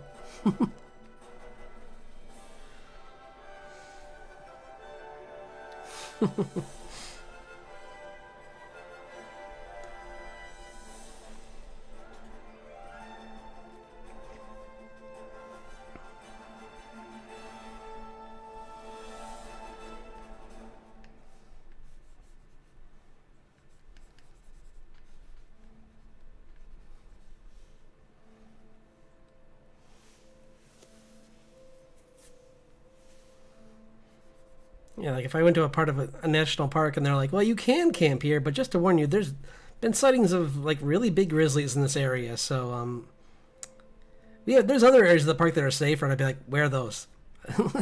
I don't want to be anywhere near the grizzlies. In fact, even knowing that, I might just go. Except for those parks where like where was it? Oh, I forget what that is, but like as long as they have a food source, I hear that lessens the danger significantly. But I mean, still, you don't want to mess with a grizzly.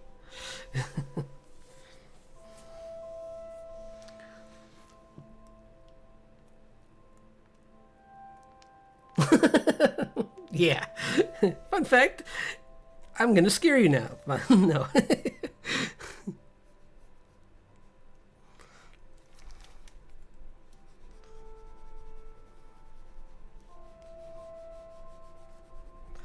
Now the big thing is just always be smart around animals. Is just a bit of advice in general. They're not humans. They don't have emotions. They don't care.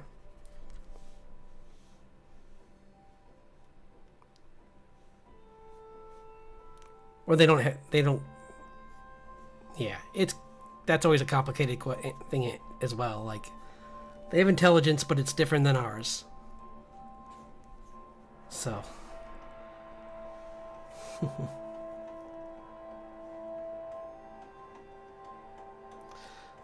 Man,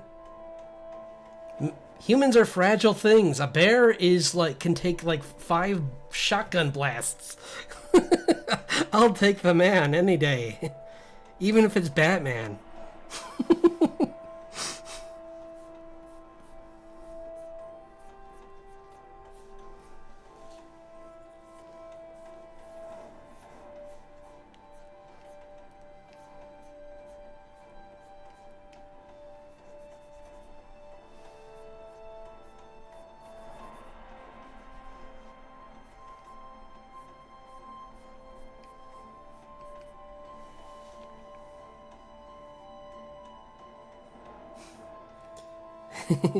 Yeah, I don't think it's on the top of their list. Their list is make make the next generation of their species eat and survive. Prepare for a rough winter if they're in areas where the winter gets rough. Those are the things they care about. They do. I don't think anywhere in their brain they're like, well, jeez, this guy just looks like he's just trying to have fun. I don't know if I want to really interrupt him, even though he's near my kids. It's like, he's near my kids. He's going down.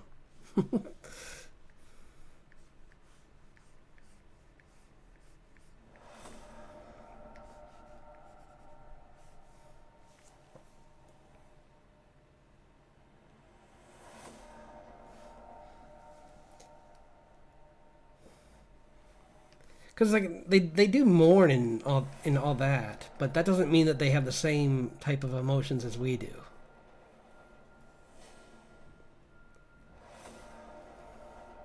Or more importantly, they don't process things the same way. Because you don't really have the same amount of time when you're an animal to do that. Well, survival is the number one thing.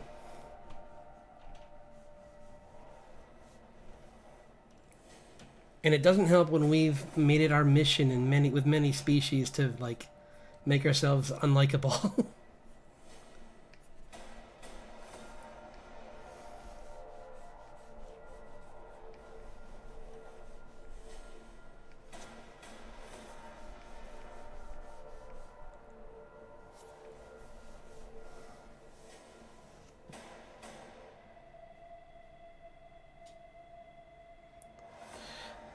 Probably not.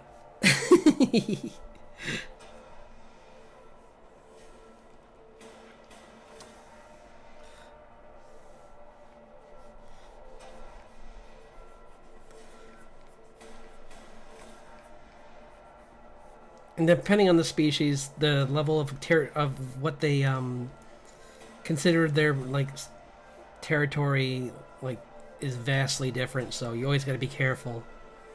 Like certain lions and bears and other and tigers, oh my, all have different. They all have different like amounts of land that they consider their own. Like it's their hunting ground and you're in it, and they see you as as either like a threat or someone who's trying to take their food. Neither are good things. Worst is if they see you as someone who's trying to threaten their children.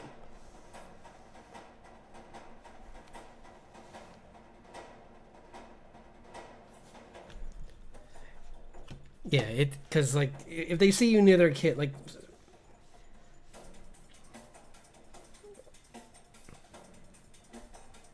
bears especially are very protective of their young.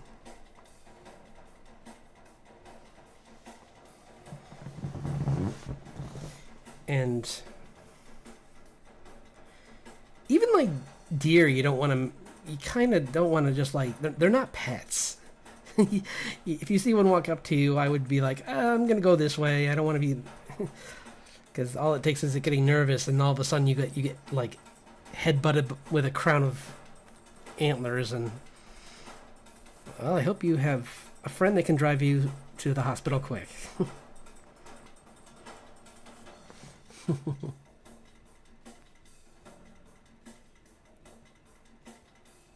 Yes, that too. Threat, prey, or competition, and sometimes they don't want that competition.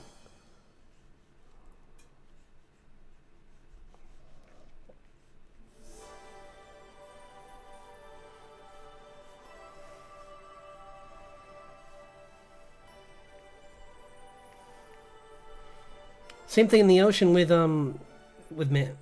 like dolphins, and with like people think they're all like, oh, they're super sweet. It's like, they can be, but they can also be territorial and violent, just like with the elephants, where there's certain times of the year where you just don't want to be near them at all, because they will cause you trouble.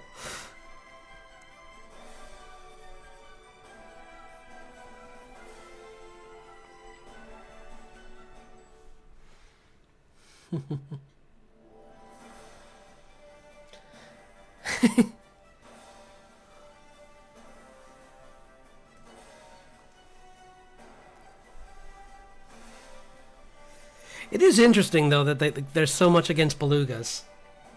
That is, I'll give it to you there. That is very sus. It's like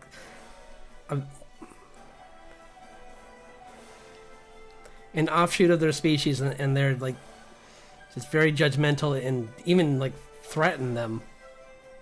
It's like, you guys not as cool as I thought you were.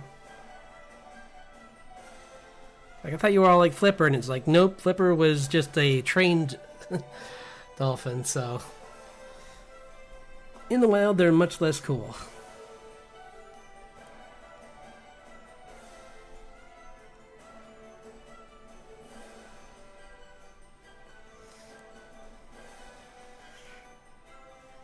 The one that always makes me kind of laugh is the people that think they can take on a bird.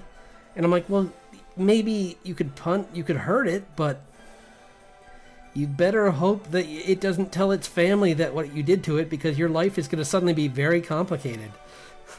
Like if you make a crow angry, and it leaves you and tells and it can raise its family to make your life misery. Like, I hope you like your windshield with like little like cracks in it, and like the paint scratched and like covered in their droppings, and yeah, they hold a grudge. And then there's the ones the birds that people don't think about because they're like in the forbidden lands. They're in the red zones, like emus and cassowaries, where it's like, yeah, you don't mess with those ever.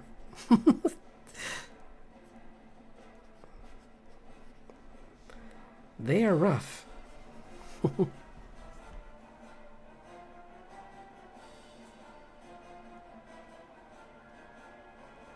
Yeah.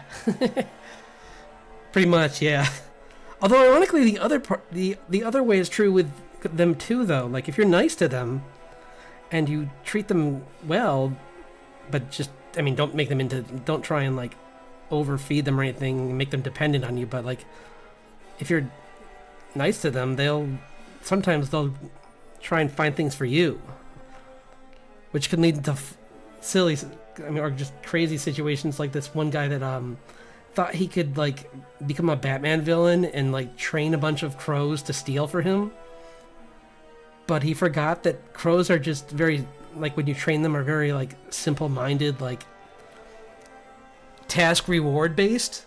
So he'd have them go out and like snatch money that people dropped, and then guess where they took it?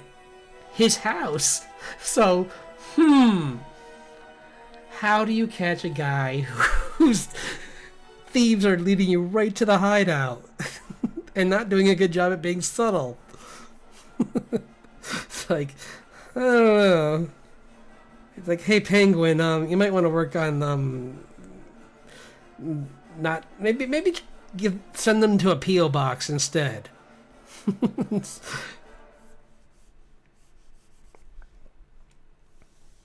I just like the thought of like the cops are just like, that crow went down Fifth Avenue. Woo woo.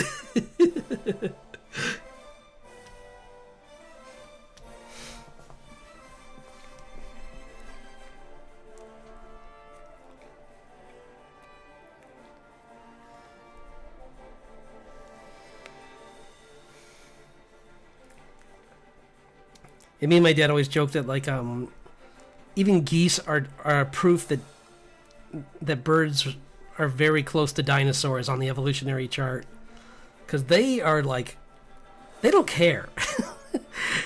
If you're in a park that they've decided is theirs, you're just like a nuisance to them, not the other way around.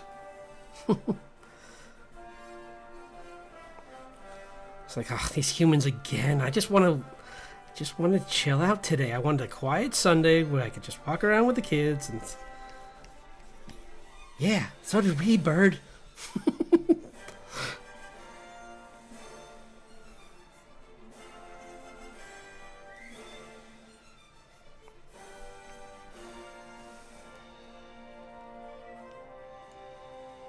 Yeah, of course.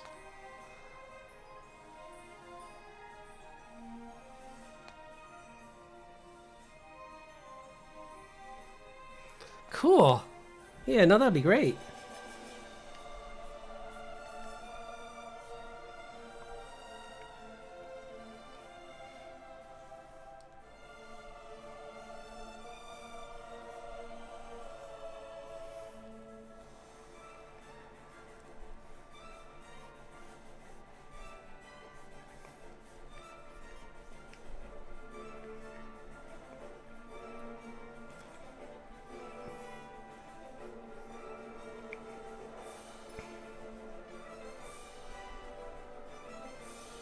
And even talking about this is talking about the animals is reminding me of like, remember during COVID, like in 2020, when like all the animals just like came out of hiding and just like took over towns.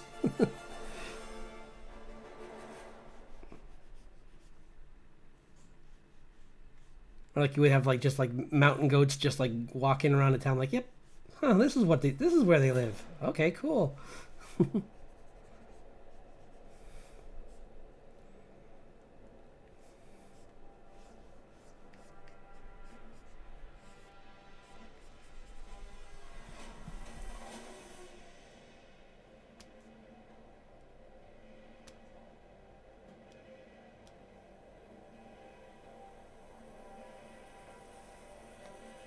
You're right.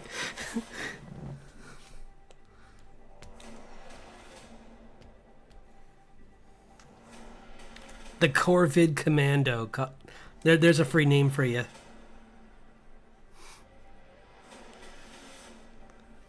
Or Count Corvid. Gosh. Remember that Batman villain who was just like a guy who was taking orphans and he had like pet crocodiles for no reason? Like everyone was just like, huh, okay, he's an eccentric fellow. He's dressed like he's like got kicked out of a theatrical Shakespearean play and like I guess he has like alligators here or in Gotham, which is a temperate zone, so I'm not sure how they're alive, but kudos, I guess. He takes good care of them, I suppose.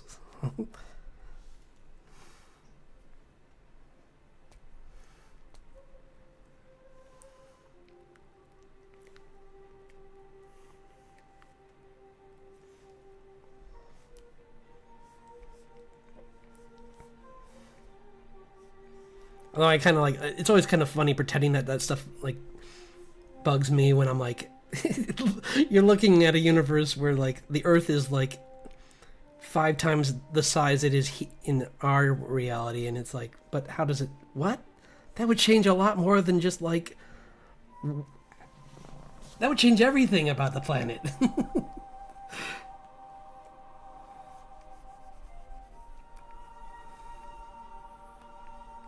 The weather, the everything.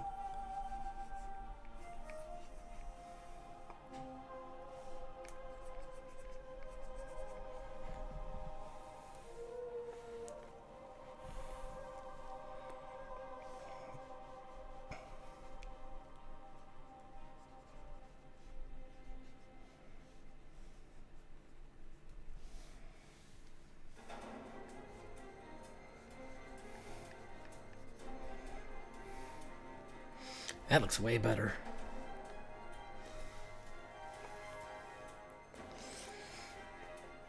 You know what? I'm gonna work on those costumes before I call it. So, oh yeah, there's this one too I was gonna work on, but I'll do this on my own time. This is another one of the winter spirits. She's this is a Norse one.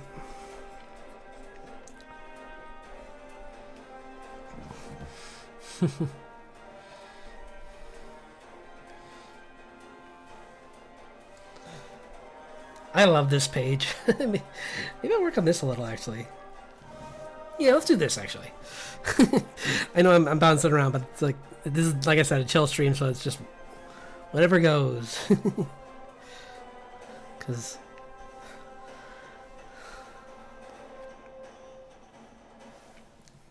like, this one was just...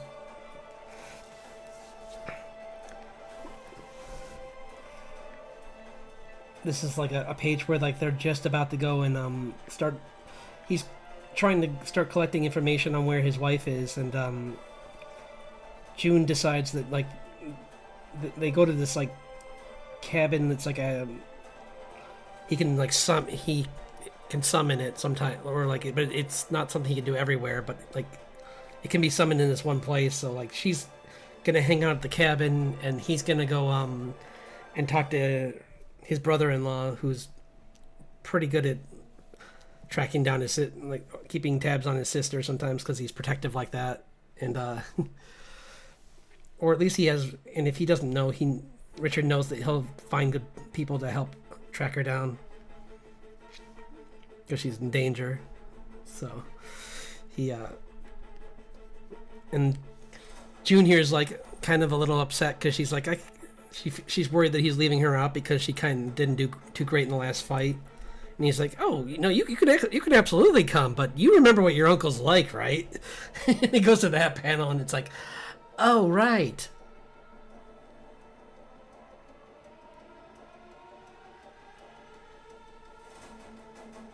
Yeah, totally. No, that's why I do it.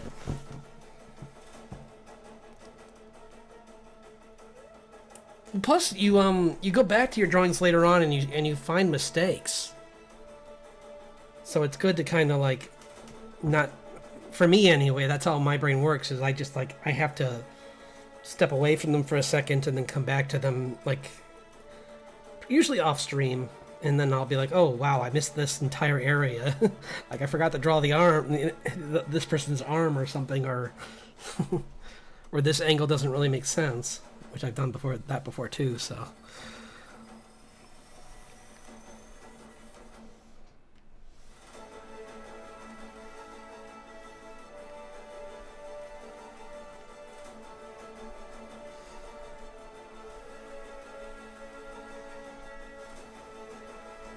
Because yeah, composing all the different viewing angles for the shots and writing them is the part of this that's been taking the longest. Drawing it's actually not hasn't been too bad. It's actually the most fun part.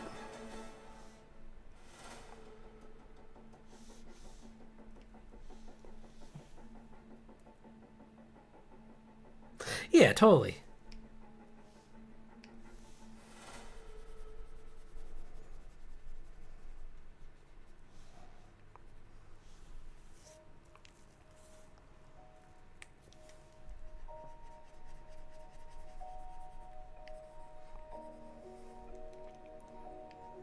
I mean, even with the writing, I do that. Like, I'll write it all in an entire section, and pop to an entirely different page, and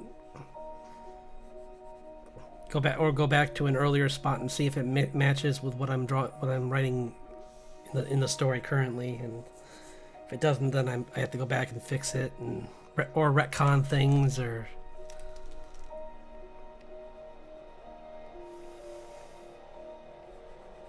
Because I think that can work. Sometimes retconning can be kind of used as a crutch, but I think it's okay as long as you don't just overuse it and just like be like It's like, no, this always did this. Yep.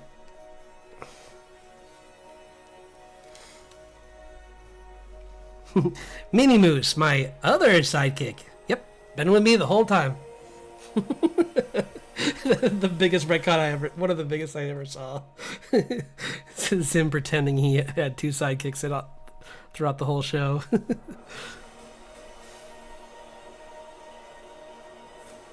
We wish you a merry jingly.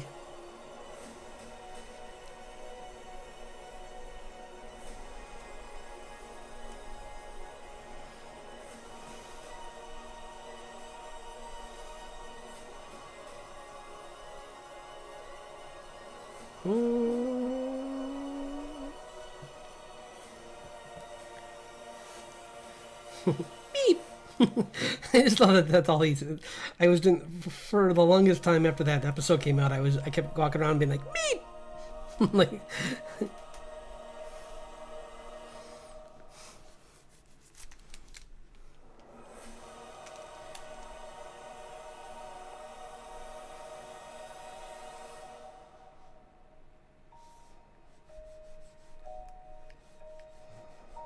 Oops, you know what? We need to put this in its own layer. Underneath everything. Oops, no.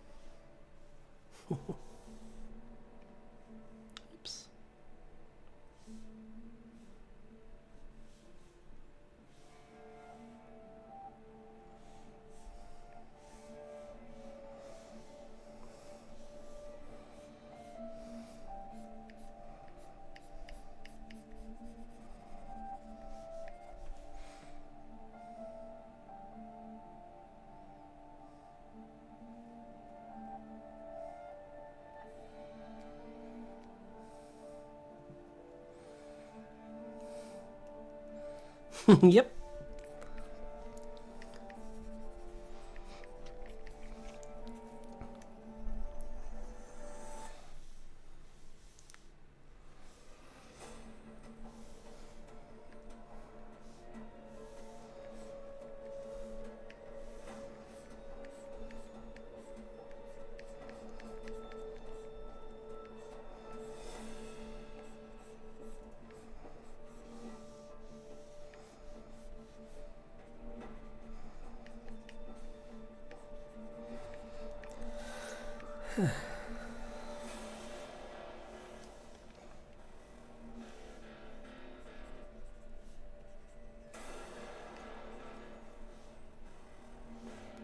It was funny that recently in like someone's YouTube short, they were like talking about character design, and they're like, "Oh, definitely never try not to cover the face of your main characters." And I'm like, "But it's fun sometimes." Like, Richard looks so much cooler with this giant mustache. I couldn't imagine him with a short mustache. I was gonna have flashbacks where he didn't have a huge mustache, but like,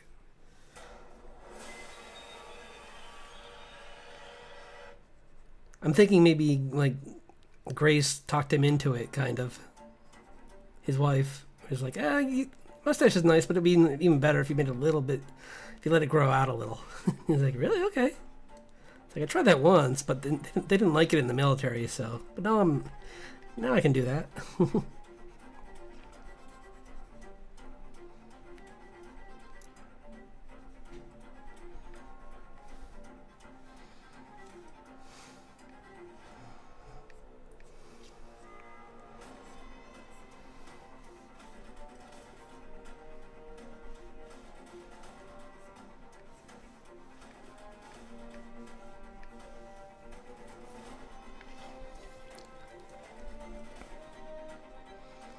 Yeah, I think I've said it's very Ghibli inspired. His mustache, like a mixture of like Nausicaa, Valley of the Wind, like the old guys, along with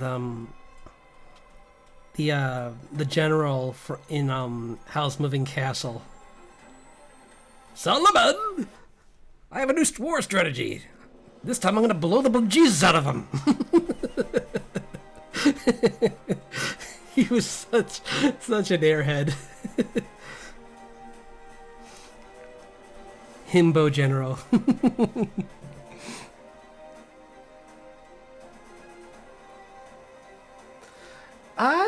It's just I think it just comes with Steam Labs. I mean, Streamlabs. I mean, it's the music. It's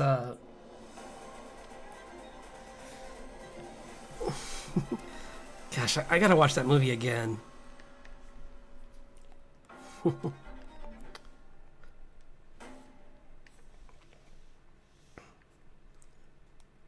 so happy that my niece is starting to get into those, because for the longest time, I kept being like, please, I swear you'll like them. Like, nah. And I'm like, but it's so good. I've had friends who hate anime, and they like all of Ghibli's films. Or at least they'll have a favorite.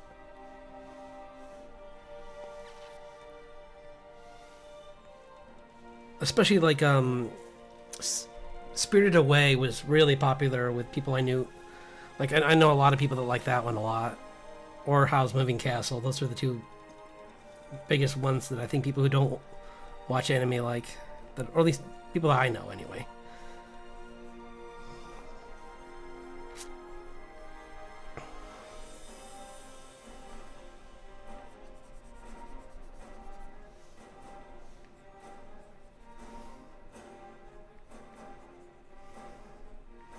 That's one of those things where I'm glad Disney actually took an interest in something outside of the U.S. Where I'm like, because he really helped bring all those here. Although it was funny that Miyazaki was like, sent them a, was it yeah. I love when they sent, when Hayao Miyazaki sent a katana to was it, oh gosh, was it I'm trying to remember who it was. It was one of the It wasn't Eisner. I don't think it was Eisner at the time. It was probably I forget. Anyway, because they had done earlier films of theirs like Nausicaa and cut them to ribbons with the editing. So he sent them a sword and said, "No cuts." And it's like, yeah, stop messing with a story that works, guys. Some stories are just universal. Like, you don't need to be like, oh, by the way, a samurai is what this means. It's like, we get what a samurai is, dude. You don't need to, like, change the language or, like, dumb it down because we haven't walked across one in the streets. It's like, we have these things called books. They're quite nice. I know producers usually don't read. No. That's my vitriol coming out. It's like, I know some producers don't read, but...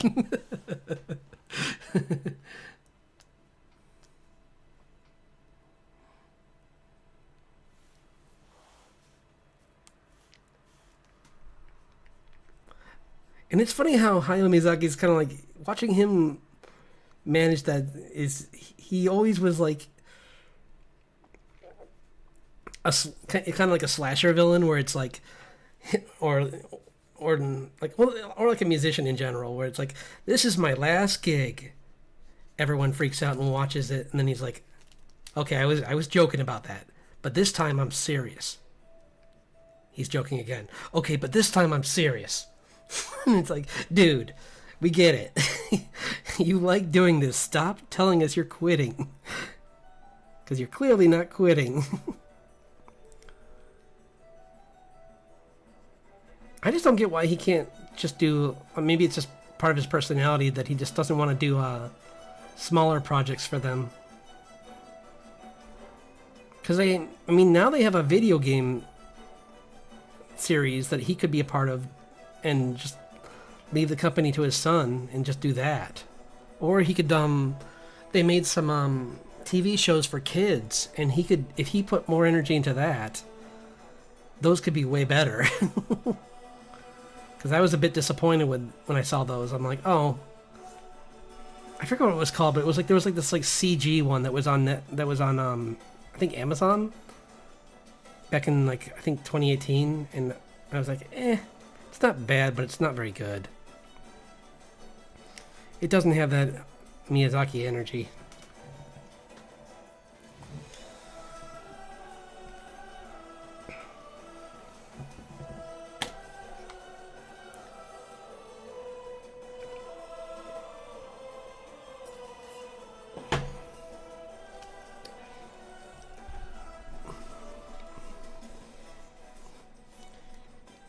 Maybe that's another thing I'll do during this like short vacation break I have is I'll finally try and read Nausicaa Valley of the Wind, because I have the manga, the compendium, and it's huge.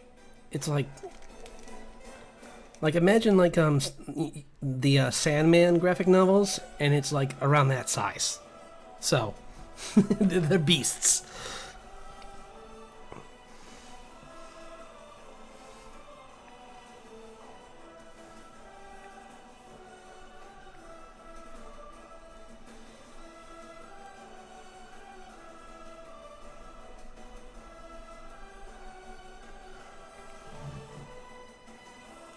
But I mean, like, I keep saying I'm inspired by it, and I never finished it. So it's like, maybe I should look into it instead of just saying that it's something that influenced my work.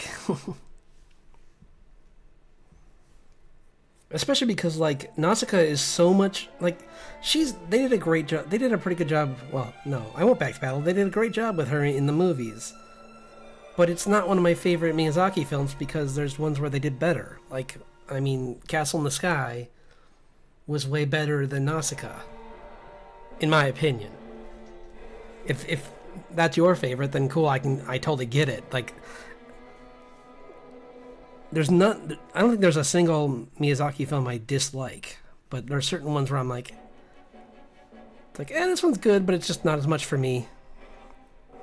Like Ponyo. Like, I don't hate Ponyo, but I'm like, when I saw it, I was like, it's okay. It's not great. It's kind of weird seeing Liam Neeson do a do a character that should be done by Johnny Depp. I know it's not fair to typecast, but that clearly should have been a Johnny Depp appearance or something. The guy looks like the King of the Sea looks like Willy Wonka. Like, but I did like the design, actually. Like, the art never disappoints.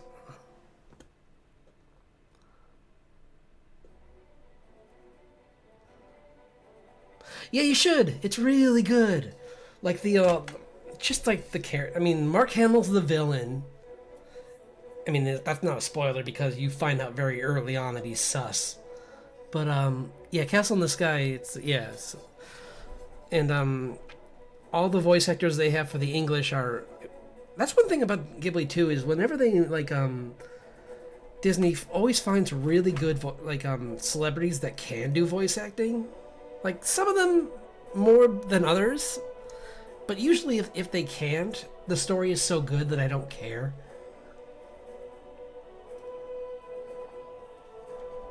Like, I can't think of any that really phoned it in. But it could be that I'm biased and I just really like the story so much that I didn't care. Because I think some people say they don't like Sophie from Howl's Moving Castle. But I thought she did okay. Is that I'm trying to remember who that is. Is that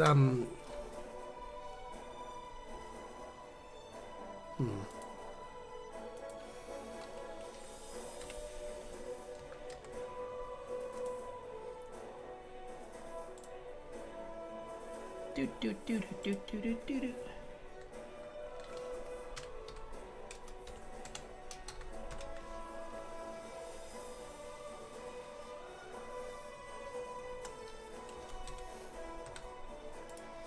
Wow, that was back in... Man, that makes me feel old.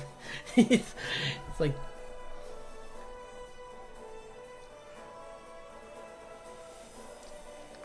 Okay, because the, there's the...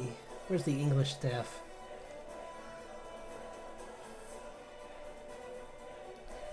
Because here's Christian... Yeah, Christian Bale did...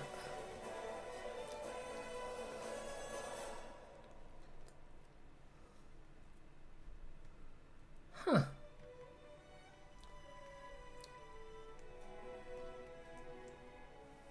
Gene Simmons, okay. And Emily Mortimer did the young version. And she's been in a bunch of... She's been in a lot, so... Yeah.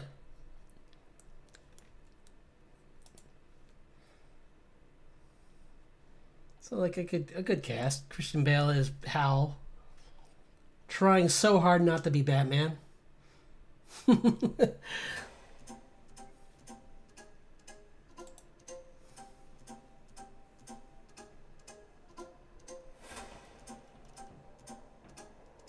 I guess. Because autocorrect is mean. Castle in the way. Hey, Castle, get out of my face, huh?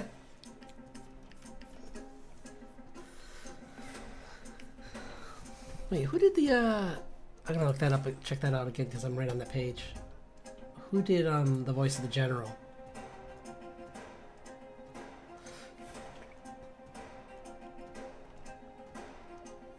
Because Billy Crystal was the fire and he was awesome.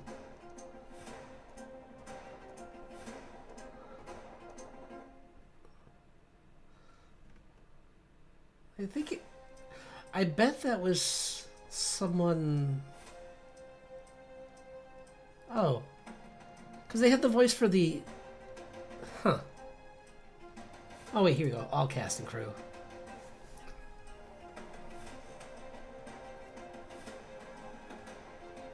Do. Yeah, whatever. I'll look it up later. But the point being, like, all the voices were really good.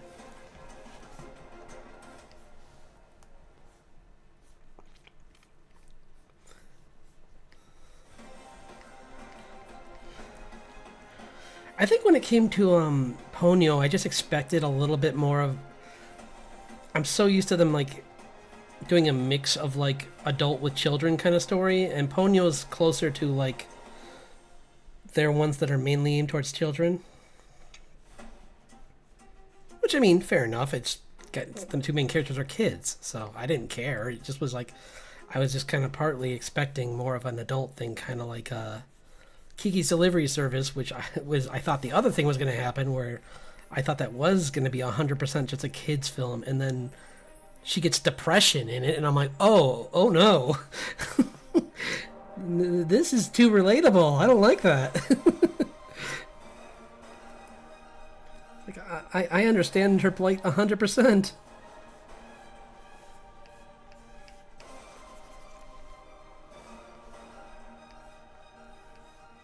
Replace riding a broom with drawing, and it was like, oh no, this is me.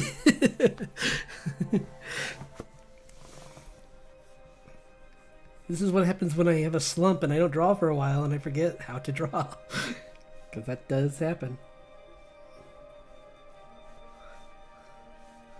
Or when the worst when you do draw, but you don't surround yourself with people who are critiquing you, and you're just like, oh, I'm doing good, and then you realize after months you're like, I haven't moved at all.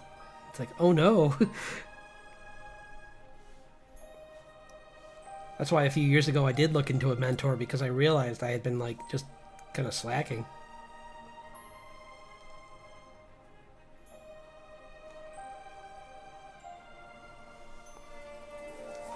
And I have been looking into some courses too lately. Yeah, isn't it the best? No. Ah, my soul.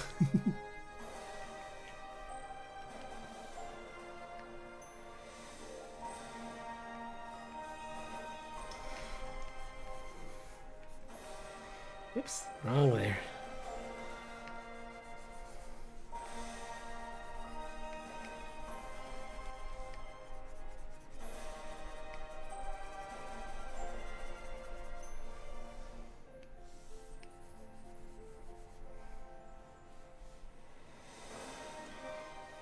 Another movie I really want to watch again is Emperor's New Groove, because I was listening to a session of Critical Role, and Matt Mercer was doing the voice of he was copying that he was doing this character, but he was copying the voice of that guy who does Krunk.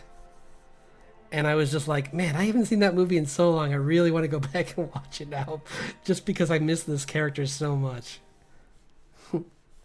Wait, how did you get here before us? Yeah, I can't say for sure. It just doesn't make sense. Oh well, we win. I love that. They're not gonna even bother to explain it. They're just like, nope, we won. Who cares?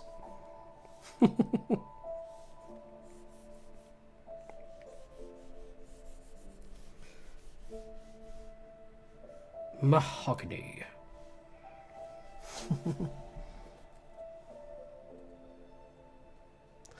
I did have a mentor for a little while.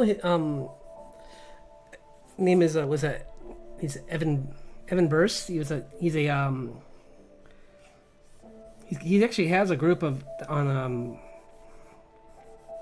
gosh, I'm blanking on the name of it, but like it's like a drawing group, and the only reason I kind of stopped has nothing to do with him. He was great, but it was just kind of like I felt like my art was going in a different.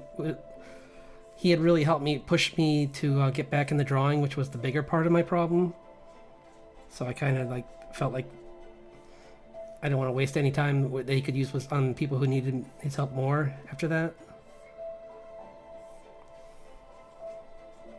But really nice guy. I got to send him a message for Christmas. I keep forgetting. I meant to do that earlier, but I forgot.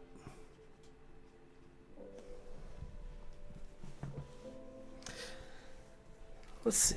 I think it's called, let me see. I probably still have him in my,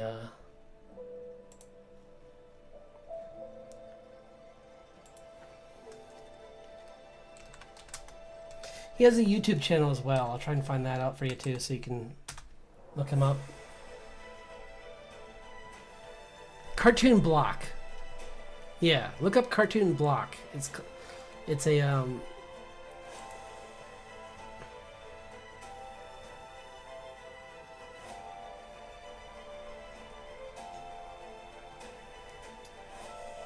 come did I lose his friend? Weird. Huh. Oh well.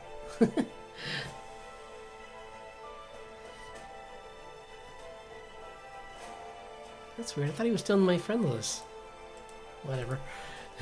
Here it's saying add friend, and I'm like, wait, I thought we were already. I didn't know that I don't remember unfriending, but because I left the group, but I didn't think I left. Oh well. Yeah, no, it was just a nice kick in the pants kind of moment where I met. He kind of like woke me up and kind of make me realize that like I just need to get back into this and get drawing again more seriously and not treat it more like it's something that's going to lead somewhere.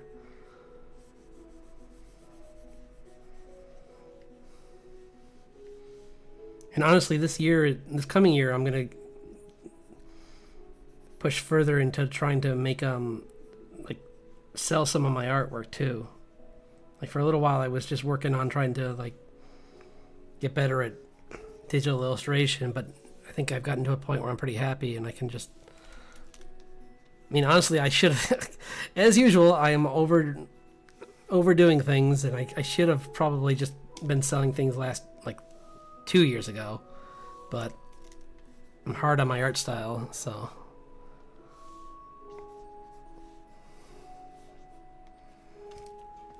because I do have a yeah, Cartoon Block, yeah, no S, yeah, there's like a monthly subscription, and you have to, and I forget what else. It's like, but you get to be a part of like a forum where like there's he teaches like anatomy classes, and he has a website that's got plenty of tutorials on it if you can't make it to the classes, and if you want he'll set up meetings with you every like at your convenience. So it was nice. It definitely, he's the reason I'm working on this story, honestly. Like if it weren't for him, I still would be spinning in circles trying to get my original story to work. But at least with this one, even though it's taking longer than I intended, at least it's heading somewhere. Like, and especially now that I'm doing it more on stream, which I know some people say you shouldn't do that, but I'm like, I don't care. I'm perfectly happy sharing the process. Like when I get into the more crazy parts of the story where spoilers could mean more, I'll probably cut back and make those more like for Patreon people only or something like that, but like only because I don't want to spoil it for people who are reading it.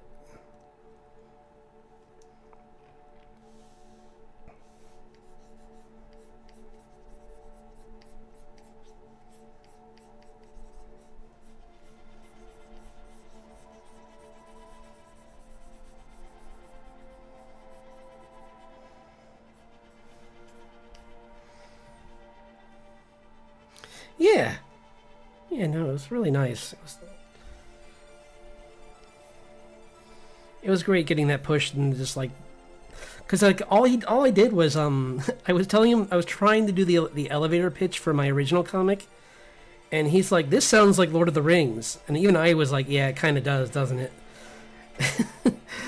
Not in that it was a ripoff, but in that like it's too big. It was like a slice of life comedy, and I'd never written that before, and it was, I mean, ironically, I'm putting those characters in this anyway, so it's a chance for me to put them in this story, which is going to be over with quicker, and then just like maybe do their story. There's individual stories in as a like separate story later on.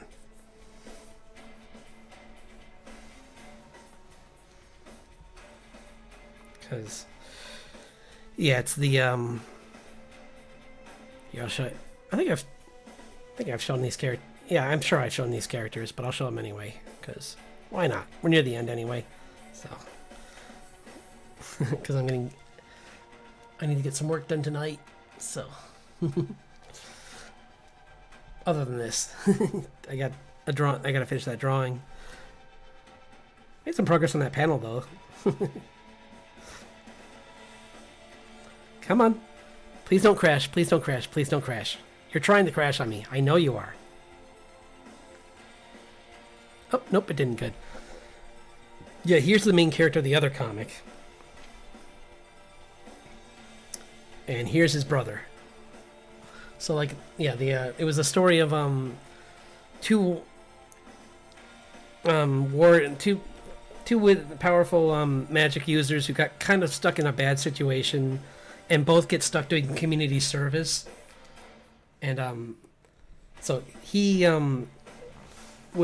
they allied themselves with someone who they didn't realize was gonna like try and do overthrow the local government, and they kind of got in trouble. They got in trouble even though they weren't involved.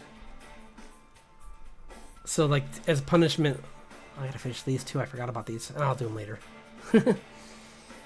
As punishment, they had to like fix the town and like do other things. Like the necromancer guy had to like become a teacher,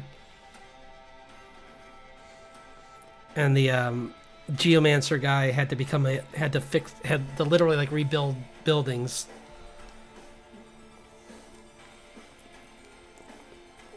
And help like restore order in the city after all the turmoil that his group caused. So, and it was kind of for him and for the necromancer. It was kind of inspired by I had been watching this BBC show, or yeah, I think it's BBC. This British show about called In-Betweeners, and I was thinking like, what would happen if you put like if that was from the point of view of the teacher.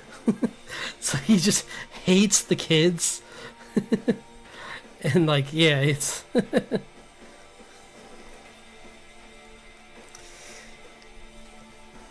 it's that whole like, yeah, don't say hi to him. If we meet each other on the street, don't say hi.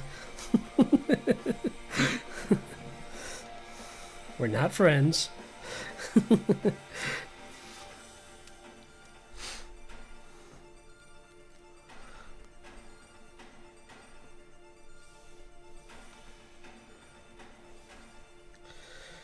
You know what? I'm gonna. Oops. Yeah, I'm gonna call it here. So I'm just gonna pop this up again to show what I've been. Oh, how much progress I made. Thanks for hanging out with me, and I hope you all had a wonderful Christmas. And I'll be back on Friday. So get some rest, and yeah, I'll see you then. Have a great night. Take care.